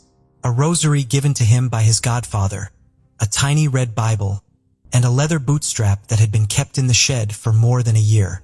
The Royal Canadian Mounted Police launched a search of the area inside the campsite almost a year later in July 1990 after Denise advised them that Charles had been camping at Tiny Tent Town and working odd jobs in the area. Authorities were able to retrieve some of his clothing and a shaving bag from a Tiny Town resident. The manager of the tent town said that Charles's tent, other belongings, personal photographs, passport, and his ID had been thrown away in the spring of 1990. On her second trip to Canada in 1992, Denise received an anonymous letter delivered by a taxi to her motel, the Pandacy Inn Motel, detailing how her son had been killed. It read, "While he was partying at Tiny Tent Town, 2 men knocked him out, he died, and his body was dumped in nearby Lake Okanagan. Apparently, while Charles was staying at Tiny Town, a gang of bikers from the US stopped at the campground on its way to a party at the Falkland Stampede. A tip later alluded to a polite Englishman being killed by a biker trying to earn a gang patch. Shortly afterwards, she received a second anonymous note stating that police were looking on the wrong side of the bridge.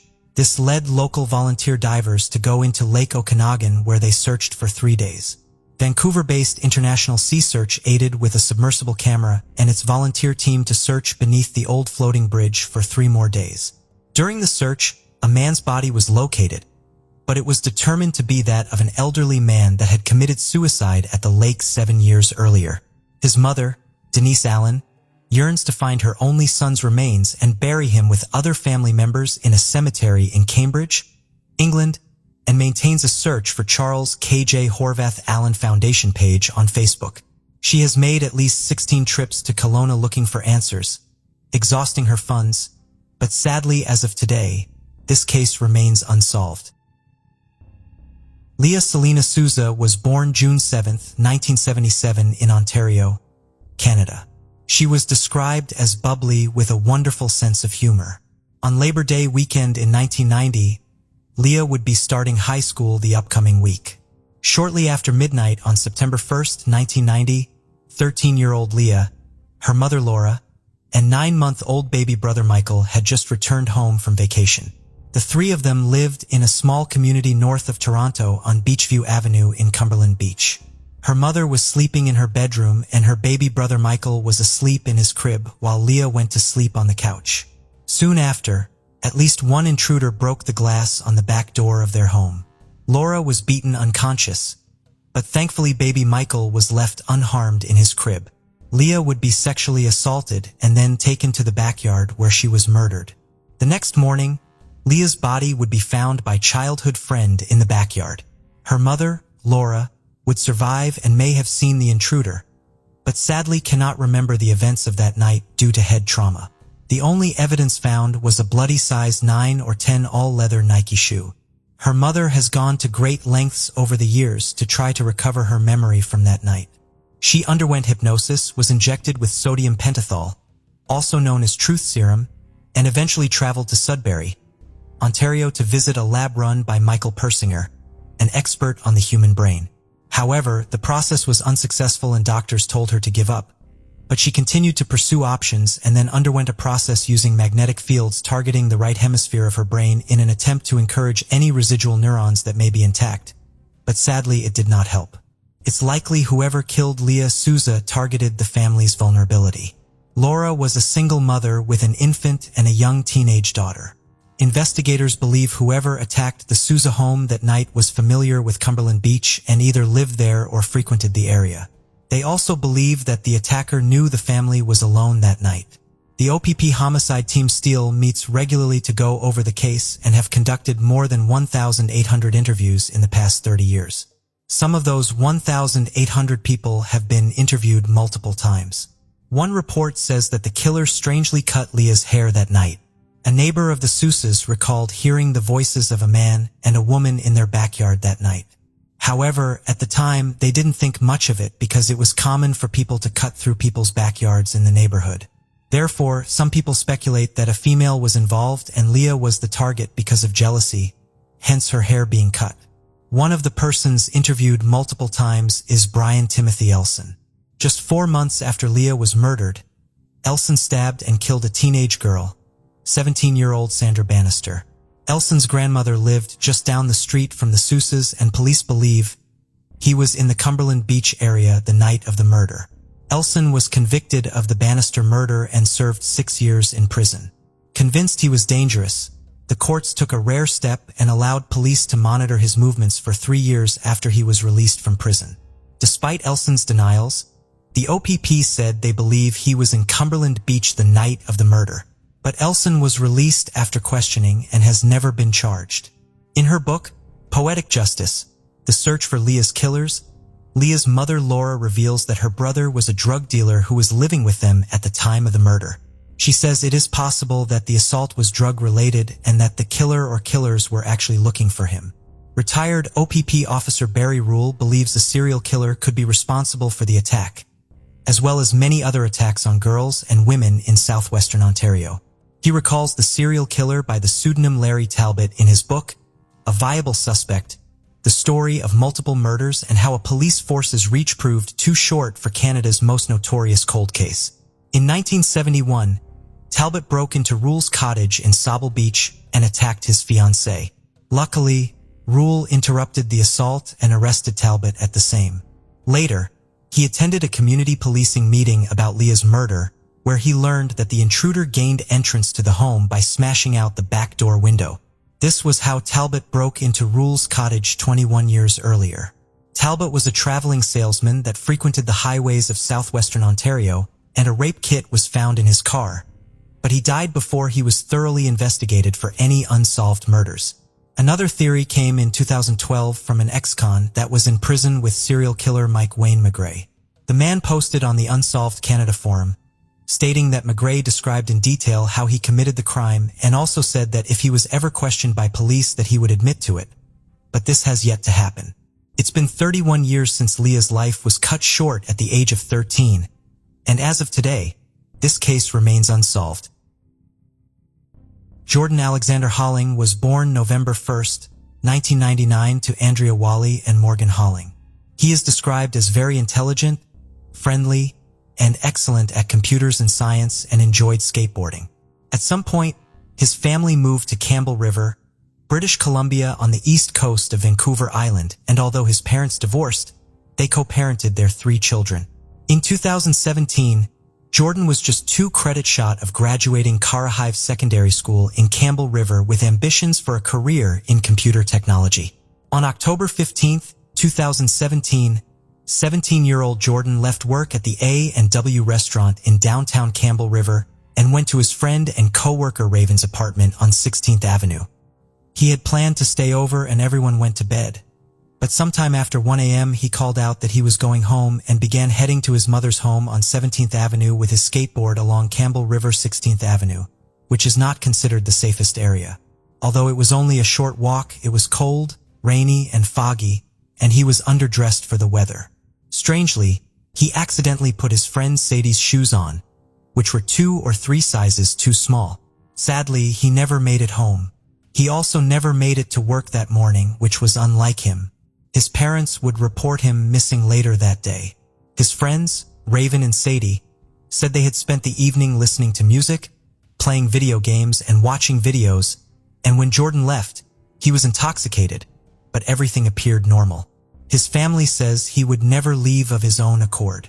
One witness stated that they saw him at nearby Nuns Creek Park, and another said he was somewhere along the Island Highway, but neither of these sightings have been confirmed. Police searched the park with dogs but found nothing. His cell phone could not be traced and has never been located. He was seen on CCTV leaving the apartment with his skateboard. He was then seen on CCTV walking on 14th Avenue again with his skateboard. His last known sighting is on surveillance cameras near Highway 19th and 14th Avenue in Campbellton at 2 a.m. walking without his treasured skateboard. Strangely, the camera catches a car slowly passing him and doing a U-turn before going out of frame. Also, his skateboard was later found in that same area in the grassy median. His backpack that he always carried is missing, and he was not carrying it when he left the apartment. Police were able to find the occupants of the car that had done the U-turn. They said that they saw him and turned around to see if he needed help, but he declined and they were subsequently cleared as being involved. There were a number of searches for Jordan, but they didn't turn up anything. Many leads came into authorities, which have all been followed up on, but didn't result in finding Jordan. His skateboard was found only a few hundred meters from 2 bridges crossing the Campbell River, which is a known spot for suicide jumpers. The river is strong, fast, and leads out to the strait where the current is also strong and very deep. It was raining heavily that week, so there was a lot of water in the river. The nearby forest is so brutal that the TV series alone was filmed in that area. But it's unclear why he would have ventured out into the forest even while being under the influence. Some people speculate that he was kidnapped or hit by a drunk driver, and others speculate that he somehow fell into the nearby river. 2 weeks before he disappeared, he posted on Facebook that he was lonely, and a couple days before that, he posted that an adult man pulled a knife on him. However, it is unclear what the details of that incident are. In 2018, the Holling family launched the Random Act of Kindness project to help renew interest in the case. They asked the public to print off an information card about Jordan's disappearance and hand it to someone while doing a random act of kindness in the missing teenager's name. Reports indicate that there are a lot of baffling disappearances of young men from Vancouver Island. In addition, more people go missing in British Columbia than anywhere else in Canada. Jordan has never been found, and as of today, this case remains unsolved. Trina June Hunt was born in 1972 to Charles and Diana Ibbott. She later married her high school sweetheart, Ian Hunt, and the couple would both be very successful in life. She was described as a professional, having a beautiful smile and laugh, and was very enthusiastic about life and loved to cook. The couple had no children, and Trina did not participate in any kind of social media. On January 18, 2021, her husband says he left for work at 6 a.m. where he worked as the CEO of Cleantech in Richmond, British Columbia. He said his 48-year-old wife was in bed asleep when he left, and when he came home from work at 4:30, the house was unlocked and she was missing, although her keys and cell phone were left in the home. Strangely, he reported her missing just 30 minutes after coming home and noticing she wasn't there. There were no obvious signs of a struggle, and her car remained in the driveway. The couple lived in the Heritage Mountain neighborhood in Port Moody, British Columbia, in an upscale residential suburb. The community began an extensive search of the area but found nothing. Trina was known to walk on main streets in the neighborhood or common trails including Forest Parkway, Hawthorne, Fernway, and Cliffwood.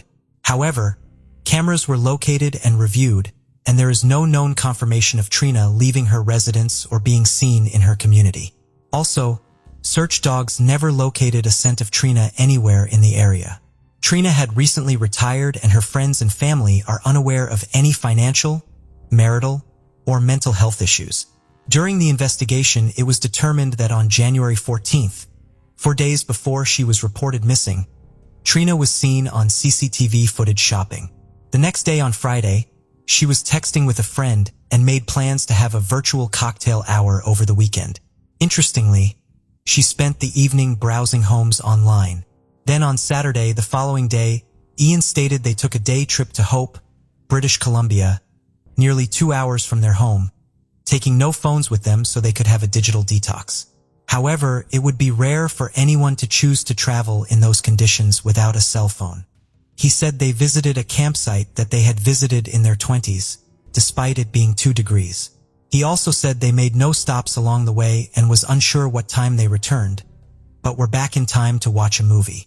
A former coworker of hers texted her that day, and she didn't get a reply until the next day when she received a message stating, "Delayed response because I'm trying a digital detox this weekend.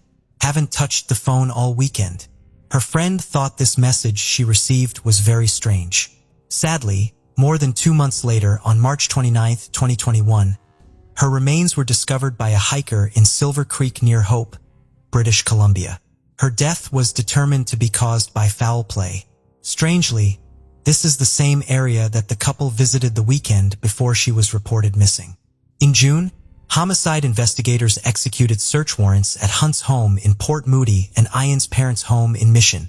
Ian has not taken part in any of the searches or made any public pleas or interviews, and as of today, this case remains unsolved. Ryan Stuka was born March 17, 1997 to Heather and Scott from Alberta, Canada.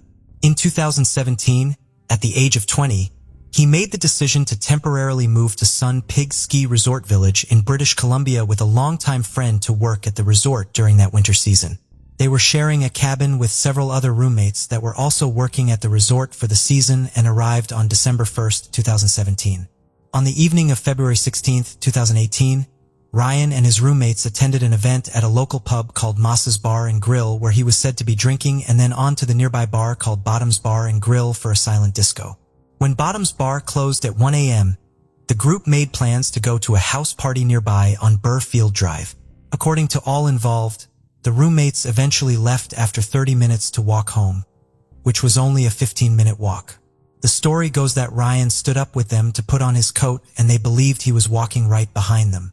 Halfway home, they realized he wasn't there and assumed he was on his way. It was negative 26 degrees Celsius or negative 14 degrees Fahrenheit that night. And the next morning when they were going to work, they assumed he had changed his mind and did something else instead of coming home and didn't know that he was actually missing. He was only reported missing when he didn't show up for his shift that day. During the investigation, the people at the party remembered seeing Ryan, but no one could recall him actually leaving. But there were 30 to 50 people coming and going throughout the night. Ryan's parents arrived from Alberta that weekend to search for their son. The initial search didn't turn up any signs of Ryan or where he may have gone. His friends said they left the party about 2:10 a.m. However, police later revealed that based on a text message to his roommate, he actually left closer to 1:30 a.m. Also, someone had reported seeing a man walking by himself around that time, and the possibility of it being Ryan started speculation that he went to get pizza downtown before they closed at 2 a.m. However, none of the security cameras downtown were functional at the time, and the man was never identified or ruled out as being him. Another man reported being awoken by someone shouting, "Get in the effing car." But this didn't lead anywhere either, as this was about a 20-minute walk in the opposite direction of where Ryan should have been. The last ping from his cell phone was at 3 a.m. the morning he went missing, but the actual details have never been released. Ryan was not believed to have a drug problem and was not described as aggressive, but it is reported that Ryan had actually taken 3 MDMA or ecstasy pills at the party, which is a lot. And if this is true, it might have been his first time doing this. Sadly, an extensive search for Ryan turned up nothing. Tracking dogs found no scent of Ryan at the party house, but this could be due to so many people coming and going. One theory is that Ryan was walking towards the village, perhaps to get a bite to eat, and was struck by a drunk driver because the streets are not lit and there are no sidewalks, and in a panic the driver disposed of the body. Although there were no signs found to support that theory. Another theory is that Ryan attempted to take a shortcut which he was not familiar with and became lost in the forest and perished due to the elements and was hidden by the blanket of snow that occurred that night. Sun Peaks Village, British Columbia is very small and there is not a lot of terrain to search. Another theory is that Ron overdosed and his death was covered up. His family remains devastated and were very close to their son. Even after many months of searching, Ron's parents continue their search for him. Sadly, Ron has never been found, and as of today, this case remains unsolved. Gillian Fuller was born to Vancouver lawyer George Fuller and psychiatrist Dr. Lois Fuller. Gillian was very fluent in French and at one point was ranked 23rd among Canadian women outdoor speed skaters. She was described as outgoing, compassionate, and very intelligent. She played the piano and was a competitive runner. Sadly, she also had a problem with alcohol. At the age of 28, Gillian was living in an apartment at 8770 Granville Street in Vancouver, British Columbia. When she first moved into the apartment, it was with a man she'd met while in treatment for alcoholism. According to her father, she had at one time been engaged to a man with a lengthy criminal record and on 2 separate occasions was assaulted by drinking companions. About 4 a.m. on March 4, 1993, a man delivering newspapers called 911 to report an apartment fire which belonged to Gillian. When firefighters arrived, they discovered her body in bed inside her burned-out apartment, which was located in a 3-story complex. It was quickly determined she died as the result of a vicious assault, and the fire had been set afterwards to cover up her murder. Just hours earlier, Gillian was seen in the Fraser Arms Hotel on Marine Drive in Vancouver, located near her apartment. She was reading a book from about 10:30 p.m. until about 12:30 a.m. and then headed to the Rock Cellar pub downstairs for 10 minutes. The last person to see Gillian alive, other than her murderer, was a waitress at the Rock Cellar pub between 1:30 a.m. and 1:40 a.m. when she left to walk home where she happened to now live alone. The waitress who saw Gillian said she was wearing a sweater with red trim and carrying a pink-colored book. She was seen talking to a man described as a white man with an olive complexion, 6 feet tall with dark wavy hair, thick eyebrows, and appeared to be in his late 20s. Some witnesses said that the two left together and others say that they left separately but agreed to meet at her place or that she had left first and he followed. Regardless, to this day, the man remains a person of interest. There were no signs of forced entry into the apartment, so it's possible she knew her killer. The man she was with has never been identified, but a sketch has been created. In November 1993, 8 months after her murder, an anonymous letter arrived at the Vancouver Police Department, which had been sent from Washington, D.C. The letter spoke of the murder and who they should consider as the killer. The full message in the letter has not been released, nor have the police commented on any theories about the identity of the anonymous tipster. However, they did release an image of the letter and its envelope, and as of today, this case remains unsolved. Thank you for joining us on this journey into the depths of unsolved mysteries. Cold cases not only challenge our understanding of the past, but also ignite our curiosity and determination for answers. Remember to subscribe to stay updated on our latest investigations. And if you have any information regarding the cases we've covered, don't hesitate to reach out. Together, we can shed light on the shadows of the past and bring closure to those who seek it. Until next time, stay vigilant, stay curious, and never stop seeking the truth.